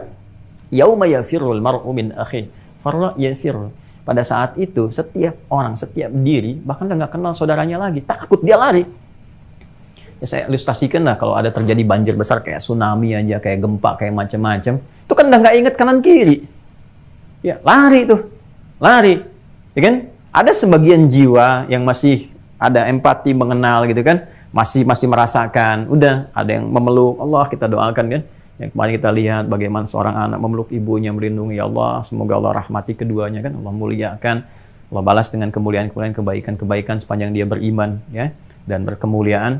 Kemudian ada ibu yang nutupin anaknya, si ibunya kena debu vulkanik dan sebagainya. Semoga Allah muliakan, ibu dimaksud, akan berikan kekuatan, ketabahan, kenyamanan, anaknya disehatkan, dan semua saudara-saudari kita, baik di Semeru, di Lumajang, dengan yang lain, semoga dilindungi. Ya, tetangga-tetangga kita semua juga diberikan empati yang baik, saling tolong-menolong, menghadirkan harmoni dalam kehidupan berbangsa, bernegara, jadi orang-orang baik. terjauh dari perselisihan, ya, situasi-situasi yang menghadirkan kegelisahan, kekacauan, pertentangan. Semoga semua disadarkan, merajut kembali tali kebaikan-kebaikan, ya. Ini balik. Tapi yang ini nggak akan ada kejadian seperti itu lagi. Ya, yang ini sudah selesai. Yauma yafirrul mar'u min akhihi wa ummihi wa abihi, ya, wa sahibatihi wa bani. Itu karena dahsyatnya hancur semua. Udah saling nggak kenal, lari sana sini, udah ini. Mau narik juga susah karena semuanya udah repot. Karena setiap tempat yang dipijak pun hancur juga, jadi udah kepikiran yang lain. Kalau yang sekarang kejadian, betapapun besarnya kita rasakan, masih bisa ada yang lari, ada yang ini, ada yang meluk, ada yang narik, ada yang begini. Ini mau tempat yang dipijak hancur, ini hancur. Semua udah nggak bisa perhatian kepada sekelilingnya. Ya, karena itu dikonfirmasi lagi kemudian di surah 22 Al-Hajj. Quran surah 22. Ayat kelima. Ayat 1 sampai 2. Ya, kita baca 1 sampai 2 dulu. Kalau ayat 5 proses kelahiran. Quran surah 22 Al-Hajj ayat 1 sampai 2. Saat benar-benar tiba waktunya, ini dahsyatnya Quran. Kalau sudah menunjuk kepada waktunya, kali ini kan kejadiannya nih. Kalau waktu kejadiannya tiba, sudah waktu, maka berubah namanya di sa'ah namanya. Sa'ah. Makanya sa'ah digunakan sekarang sebagai diksi yang menunjuk kepada perjalanan waktu. Bahasa Arab sekarang sa'ah terjemahkan dengan jam. Karena jam itu ada menitnya, detiknya, nah, waktu spesifik. Maka kalau tiba waktu spesifiknya ini terjadi, udah kacau semua yang dirasakan pada satu orang-orang yang mengalaminya. Kita berharap tidak, ya.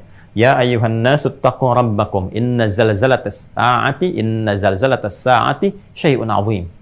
Ya ayyuhan nasu, semua manusia yang berkehidupan, ittaqu rabbakum. Kamu harus merasa takut. Ya, tingkatkan takwamu.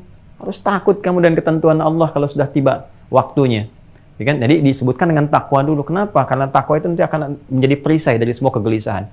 Dunia obatnya takwa, kegelisahan obatnya takwa, kesulitan rezeki obatnya takwa. Ini kiamat juga perisainya takwa. Karena itu kalimatnya mengatakan ittaqu, tingkatkan takwa kepada Rabbmu. Tingkatkan takwamu kepada Rabbmu. Ya, dan dengan takwa itu ada perasaan takut kalau terjadi azab-azab menimpa, hukuman, takut kita. Takutnya yang disebut dengan khasyah. Hei kamu, takwalah, merasa takutlah kalau ini semua hadir ancaman-ancaman ini. Boleh jadi kamu ada di dalamnya. Berlindung sekarang dengan takwa supaya nggak mengalami itu. Kenapa? Inna zalzalatas saati, karena goncangan. Zalzal itu, teman-teman, zalzala yuzalzilu sampai muncul surah Az-Zalzalah itu. Az-Zalzalah dikonfirmasi lagi kan di surah Az-Zalzalah itu. Ini satu kalimat dikonfirmasi dengan satu surah. Inna zalzalatas saati syai'un 'azim. Karena sungguh kalau tiba waktunya, harinya, menitnya, detiknya, jamnya terjadi itu syai'un 'azim. Akan terjadi sesuatu yang dahsyat, yang besar gitu kan. Kemudian zilzal. Inna zalzala yuzalzilu. Ada surah Az-Zalzalah. Ya. Yuk kita lihat surahnya. Idza zulzilatil ardu zilzalaha, kan? Kalau zalzala sekali disebutkan itu meruntuhkan bangunan yang di atas begini. Ya. Hancur ke bawah. Ini ada bangunan begini nih. Ya, disebutkan misalnya zalzalatil bunyan, ya. Ini bangunan ini kena gempa, hancur. Maka ini yang di atas turun ke bawah. Tapi kalau kalimat zilzalnya disebutkan dua kali, baik dalam bentuk kata kerja ataupun kata benda, misalnya fi'il ataupun ism, itu menjadikan bangunan yang ini bukan hancur begini, tapi dari bawah naik ke atas. Cabut semua. Jadi bukan runtuh ke bawah, tapi dari bawah naik ke atas, ngadu semua. Maka di surah Az-Zalzalah, perhatikan kalimatnya, dikonfirmasi Quran surah ke-22 ayat 1 ini, inna zalzalatas saati syai'un 'azim. Bila goncangan di waktu itu telah tiba, kan, maka akan dahsyat terjadinya. Bagaimana dahsyatnya? Idza zulzilatil ardu zilzalaha. Dua kali disebutkannya. Pertama, kata kerja dalam bentuk pasif, ya kan? Bentuknya pasif ya, ingat. Idza zulzila, kan? Fi'il madhi majhul, idza zulzila. Kalau idza kata idza ketemu fi'il madhi, bentuknya berubah jadi present. Ya, kata idza bertemu dengan fi'il madhi, ya, past tense bentuknya, ya. Idza ketemu dengan past tense fi'il madhi, maka berubah jadi mudhari maknanya, secara makna. Ya, jadi present. Idza zulzilatil ardu, jika nanti kejadian ini nyata terjadi, ya, hancur bumi, zilzala sehancur-hancurnya. Jadi saat terjadi goncangan ini, bukan runtuh yang di atas ke bawah, buminya tercabut ke atas, benturan semua. Bumi benturan sama gunung tadi. Ya, gunung dengan dikonfirmasi tadi, yang tadi di surah Al-Qiyamah itu, ya. Kemudian termasuk di Al-Haqqah, Al-Qiyamah, bulan dengan matahari, wa jumi'a syamsu wal qamar, dihancurkan seperti ini. Ya, kemudian di Al-Haqqah ayat 14 itu, wa dukkatil ardu wal jibalu fadukkata dakkatan wahidah, bumi dicabut semua, hancur seisi-isinya. Dengan gunungnya, dengan apanya, ngadu semua. Ya, wa akhrajatil ardu athqalaha, dikonfirmasi, maka semua yang ada di bumi pun keluar semua, tercabut. Wa qalal insanu ma laha. Nah, semua yang beraktivitas pakai insan lagi tuh. Ya, coba lihat kesesuaiannya. Di Al-Qiyamah insan, ya kan? Kemudian di sini kita temukan insan, ya. Wa qalal insanu ma laha. Ya, semua kemudian berkata, ini apa yang terjadi nih? Ainal mafar. Mereka mencari tempat tuh. Terus yauma yafirul mar'u min akhi dan seterusnya. Ya, nanti dikonfirmasi kemudian di surah 79. Ya, di An-Nazi'at itu, ya, di An-Nazi'at, di ayat 34. Kalau yang ini ditiupkan, kalau tiupan terjadi gitu kan, ditiup hancur nih. Hancur. Ya, segalanya terjadi, tegaknya sesuatu hancur, yang disebut dengan kiamah, tiupannya disebut dengan sahah, ya kan? Nah, kekacauan, kehancuran semuanya disebut dengan dhammah. Dhammah. Tadi kan saya katakan, ada yang sughra, ada yang kubra kan? Maka dikonfirmasi di Quran surah 79 An-Nazi'at ayat 34 dan seterusnya. Fa idza ja'atit dhammatul kubra. Ada ayatnya? Ya kan? Fa idza ja'atit dhammatul kubra. Yauma yatadzakkarul insanu ma sa'a dan seterusnya. Ya kan? Nah, maka ketika terjadi kehancuran yang dahsyat itu, sudah pakai dhammah. Nanti ada hancur dan sebagainya, hancur. Terus kubra, bukan yang sughra lagi, kubra, hancur semua, naik semua. Ya, jadi kita diberikan satu gambaran oleh Al-Quran bahwa kalau udah terjadi kiamat ini semua hancur, habis naik dhammatul kubra. Baru manusia itu, ya, dalam kepanikan sadar gini dan sebagainya. Baru ingat, aduh ini yang dijanjikan dulu kejadian begini, baru nyadar kamu. Ya, yauma yatadzakkarul insanu ma sa'a, baru sadar apa yang telah dikerjakannya ini selama ini. Ternyata yang dijanjikan itu betul, mau nyari perlindungan susah. Ya udah, hancur dengan keadaannya semua. Ya. Nah, kemudian digambarkan di Quran surah kedua-dua, di ayat 2-nya kan diteruskan lagi. Semua tuh dikonfirmasi ayat 1, ayat 2, ini surat mengonfirmasi lagi. Ya ayuhan nasu taqu rabbakum inna zalzalatas saati syai'un 'azim. Kemudian apa yang terjadi? Yauma tadhalu kullu murdi'atin amma arda'at, kan? Sampai saking dahsyatnya ibu-ibu yang sedang memberikan ASI pun gitu kan, wah kaget udah meninggalkan anaknya dan sebagainya. Wa tada'u kullu dzati hamlin hamlaha, gitu kan? Yauma tarawunahu, ya, yauma tarawunaha, ketika ada yang menyaksikan itu, yauma tarawunaha, ketika orang-orang yang mengalami kiamat itu, dan insya Allah orang beriman beramal soleh itu nggak akan mengalami situasi itu. Tapi orang-orang yang menantang, bertanya, "Yas'alu ayyana yaumul qiyamah," kapan kiamatnya kejadian, gini. Udah yang penting dunia aja, besok gimana nanti, gitu kan? Nah, orang-orang yang nggak beriman dan sebagainya, udah nggak ada amal soleh lagi dikerjakan, orang berimannya sudah mulai satu-satu diwafatkan oleh Allah sesuai dengan ajalnya semua, sehingga sudah banyak maksiat terjadi, udah nggak ada yang sholat lagi, nggak ada yang ini, nggak ada yang itu. Ya, kemudian juga Al-Quran mulai naik lagi tuh, nggak tersisa para penghafal dan sebagainya. Sudah terjadi kiamat ini, saling terkonfirmasi, hancur semuanya. Ya umat tarawunah, hai kalian orang-orang yang ingkar tuh, yang banyak nanya dulu yang begini begitu. Ketika kalian menyaksikan itu semua, wah, dahsyat terjadi itu semua. Saking dahsyatnya, maka ibu yang sedang menyusui pun tiba-tiba melepaskan anaknya dan sebagainya, semua hancur. Terus yang mengandung keguguran, itu kan? Kemudian wataran nasa sukara, kalian melihat orang-orang itu seperti orang mabuk. Ya mahum bisukara, padahal mereka nggak mabuk, nggak minum minuman keras. Tapi kenapa? Karena goncangan itu. Anda lihat nggak orang kena gempa itu, kalau ada di alam situasi gempa kan goyang-goyang begini kan? Ya, itu kan ilustrasi seperti orang mabuk kan? Itu diilustrasikan, ya kan? Seperti orang mabuk kan? Kena goyang, padahal dia kan nggak mabuk, tapi karena situasi gempa begitu. Nah ini gempanya lebih dahsyat lagi. Semua digoyangkan begini, ombang-ambing begini begitu dan sebagainya. Kacau situasinya.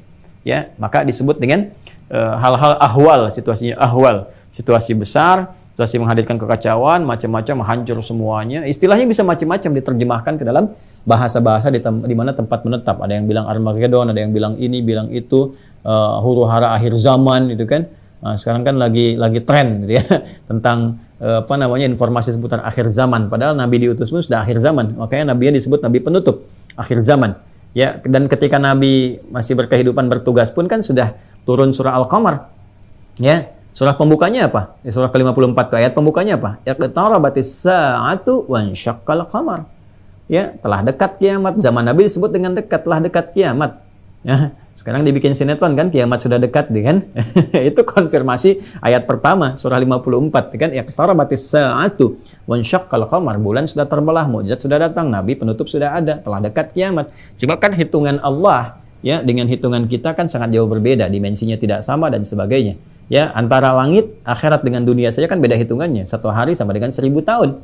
Ya, kalau Allah berfirman misalnya berapa hari kita tidak tahu dari masa Nabi, berapa hari kiamat akan terjadi. Kalau hitungan hari kan dekat sifatnya. Tapi harinya antara hitungan langit dengan bumi kan berbeda. Ya, itu baru konfirmasi langit dan bumi. Bagaimana kalau sudah kita konfirmasikan pada hukum Allah? Ya, fi yaumin kana miqdaruhu alfa sanatin mimma ta'udun, yang paling standar saya seharinya sama dengan 1000 tahun, ya kan? Ya kalau kita lihat, ya kalau Allah tetapkan misalnya wallahu a'lam kan? Wallahu a'lam, 3 hari dari era Nabi atau 2 hari dari era Nabi. Ya, kalau 1000 tahun kalikan 2, 2000 tahun, kali 3, 3000 tahun. Ya kan? Makanya ada orang-orang yang mencoba mengonfirmasi, hitung-hitung sana sini, dihitung, dilihat, dimacam-macamkan, nggak akan sama, nggak akan dapat itu, nggak akan terjadi demikian, itu hanya prediksi saja. Makanya ketika dikonfirmasi, kenapa harus bertanya tentang waktu? Waktu itu pasti terjadi, nggak kamu hitung pun kejadian juga. Yang harus ditanya, apa persiapan kamu menjelang itu terjadi? Gitu. Jadi kalau ngitung-ngitung hari kiamat sebetulnya nggak ada kerjaan gitu, nggak dihitung pun kejadian. Jadi jangan pernah mengatur yang sudah akan terjadi, yang sudah tetap kejadiannya. Ya, matahari ini terbit dari timur, ya emang di timur.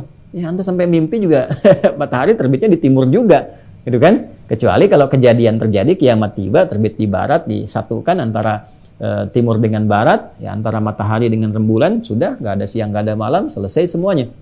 Karena itu ketika ada orang-orang bertanya kepada Rasulullah tentang waktu kiamat dan sebagainya, maka turun wahyu menyampaikan, balik mengonfirmasi, ya, apa persiapan kamu untuk menjelang itu semua? Karena nggak ada yang tahu tentang waktunya kapan terjadi, dirahasiakan supaya kita serius. Ya, diberikan gambaran-gambaran dengan tanda-tanda. Tadi kan waktu dikonfirmasi dengan sa'ah kan? Sa'ah waktunya.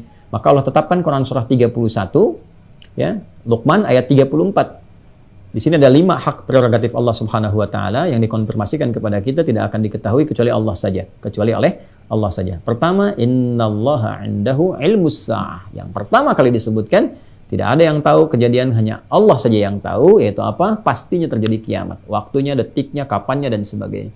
Karena itu kalau ada yang sifatnya menyampaikan prediksi, yang prediktif tentang kiamat, abain aja, diabaikan aja, mau siapapun.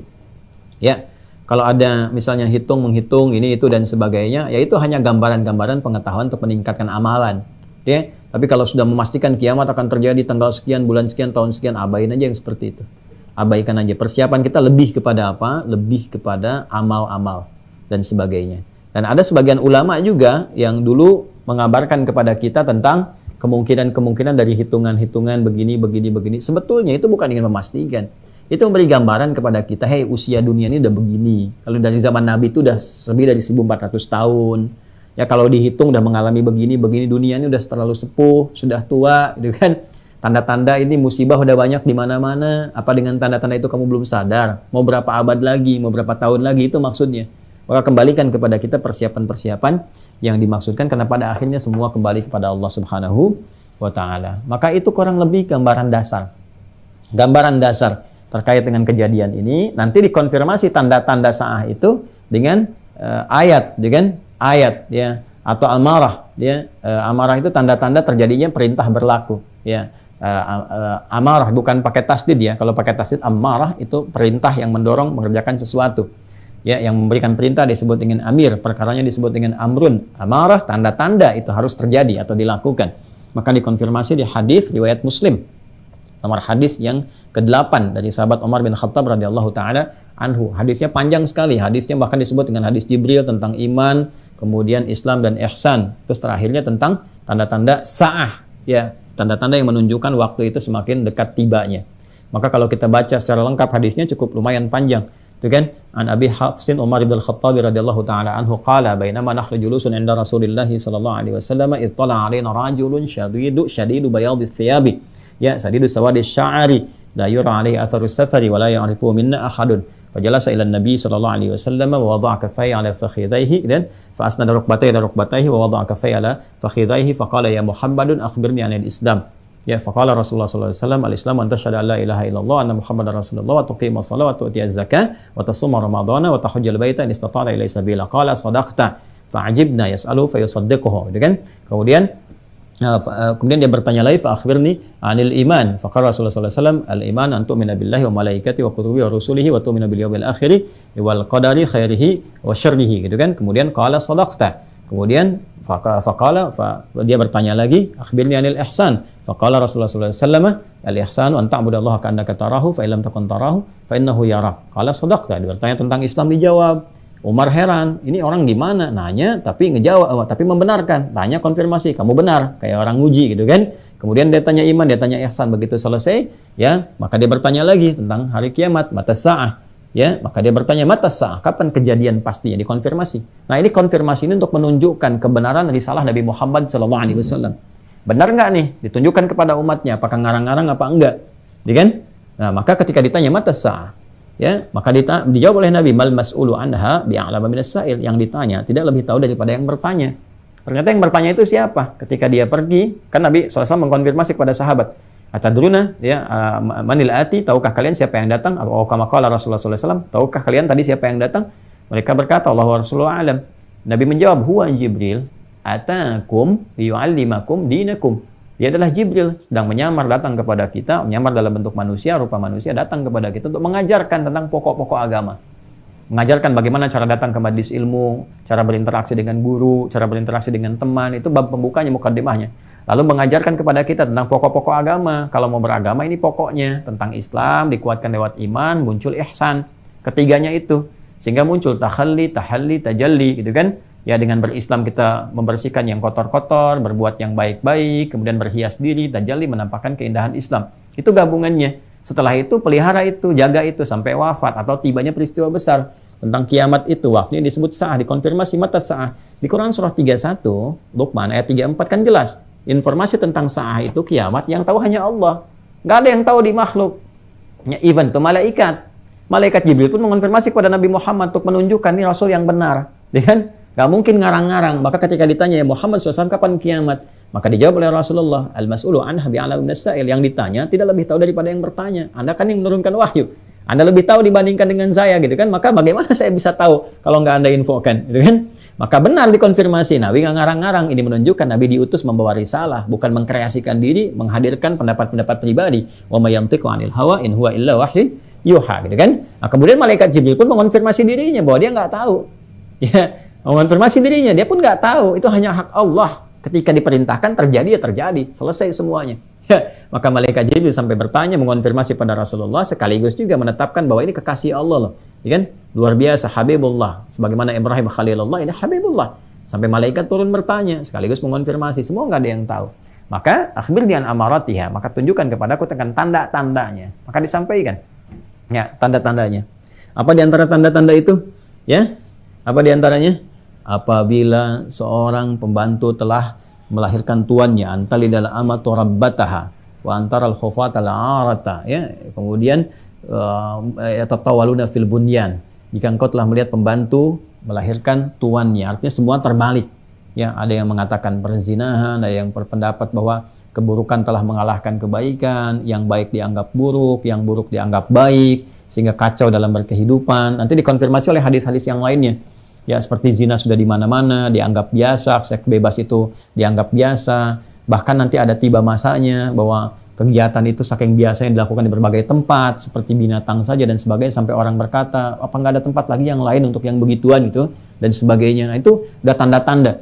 Alhamdulillah kita masih dilindungi, ya, masih kita mencoba membuat undang-undang anti perzinahan. Makanya kalau ada yang mencoba untuk menghadirkan legalisasi hal-hal yang dilarang, ya seperti perzinahan macam-macam yang mengundang banyak madarat dan musibah. Ingat, itu melahirkan musibah tuh.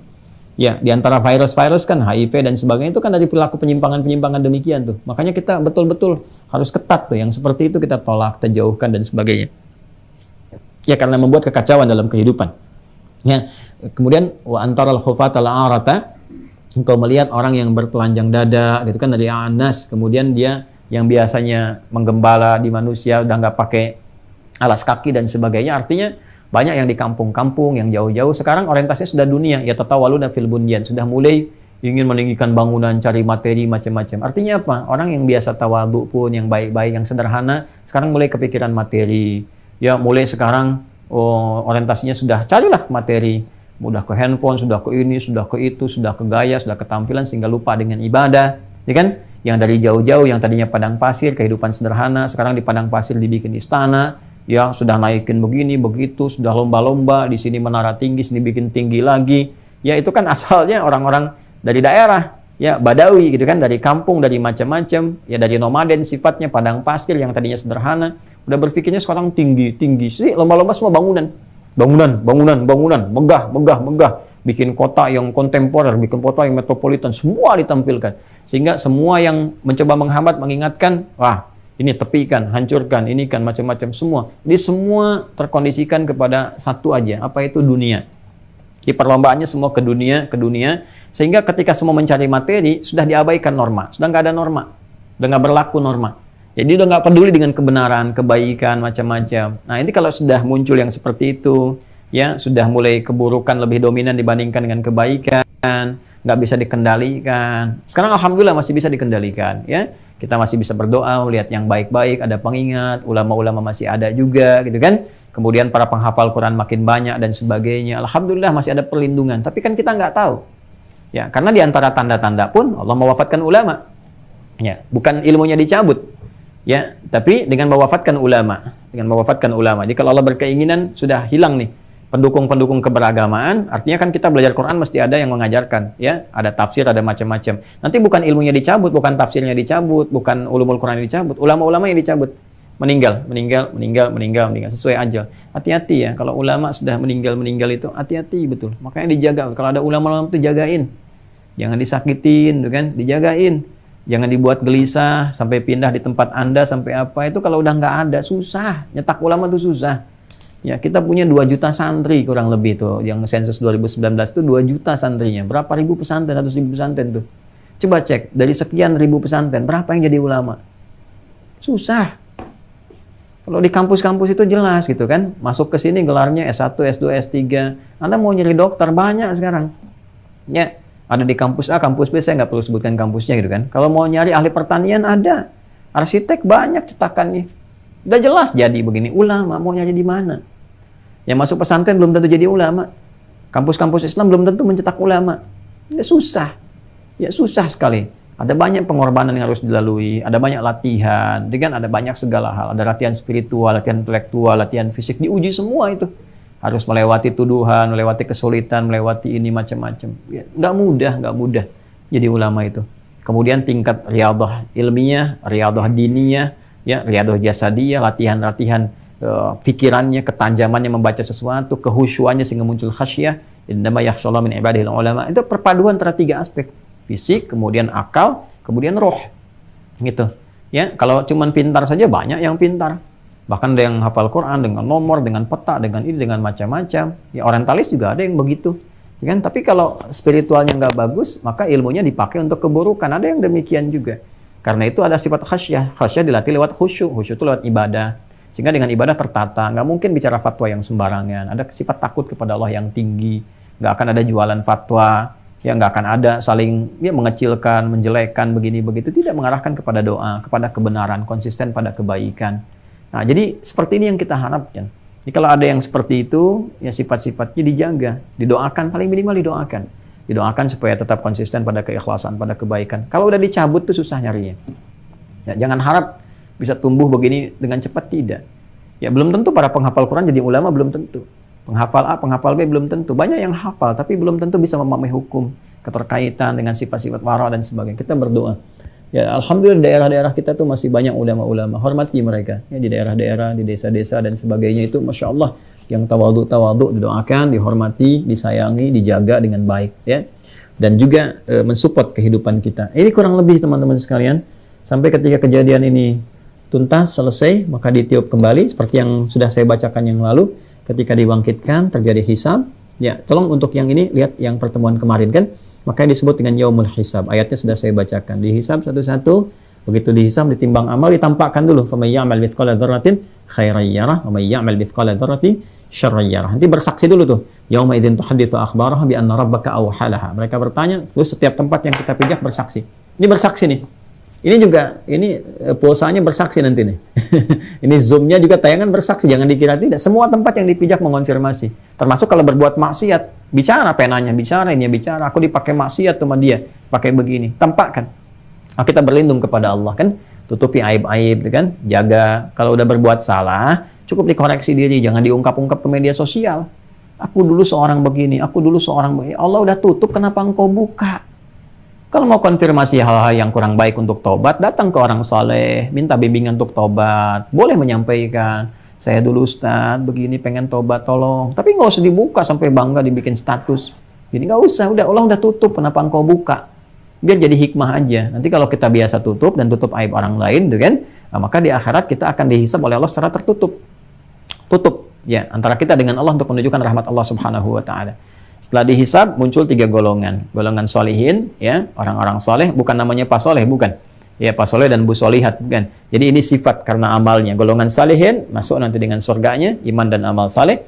Mubasysyiril ladzina amanu wa 'amilus solihati anna lahum jannatin tajri min tahtihal anhar. Golongan salahin yang banyak berbuat salah, ya kan? Ya, jadi solehnya tipis atau bahkan tidak ada, ini sudah masuk ke neraka, dihukum di dalamnya. Dan golongan yang tengah-tengah tuh, yang berimbang antara soleh dengan soleh 50-50, dia akan ada di A'raf seperti saya jelaskan dulu. Maka ini Ashabul A'raf, turun surah ke-7 Al-A'raf untuk menjelaskan ayat 47 sampai dengan 49 itu, ya. Itu menjelaskan situasinya sampai hisab selesai baru dimasukkan ke dalam surga. Maka yang surga abadi khalidina fiha, yang neraka pun khalidina fiha, ya, kecuali dengan izin Allah Subhanahu wa taala segala bisa terjadi dan kita mendapatkan pertolongan apa yang disebut dengan syafaat itu. Di antara syafaat ada yang terkait dengan ketakwaan kepada Allah, Allah langsung memberikan syafaat. Ada yang terkait dengan peningkatan interaksi dengan Quran, maka rajin baca Quran, rajin menghafal Quran supaya jadi syafaat. Iqra'ul Qur'ana fa innahu ya'ti yaumal qiyamati syafi'an li ashabihi, kepada sahabat-sahabatnya. Sahabat itu sifatnya lekat, menghormati, ya kan? Kemudian juga memberikan sikap yang baik. Maka sahabat-sahabat Quran itu beda, cara bawa mushafnya pun beda, penghormatannya beda, kecintaannya beda. Kalau mau baca mushaf pakai wudu, ngadep kiblat, baca dengan baik, dan dia tersinggung ketika Quran dilecehkan, bukan melecehkan Quran. Orang-orang seperti ini, walaupun dia membaca, belum menghafal, tapi sudah jadi ahli Quran. Kalau sudah ahli Quran, maka dapat syafaat dari Qurannya. Kemudian ada syafaat diperkenankan oleh Allah kepada Rasulullah. Makanya nanti setiap umat mencari setiap nabinya masing-masing supaya dikasih syafaat. Semua mengatakan nggak bisa. Cuma satu orang yang bisa. Satu orang yang bisa.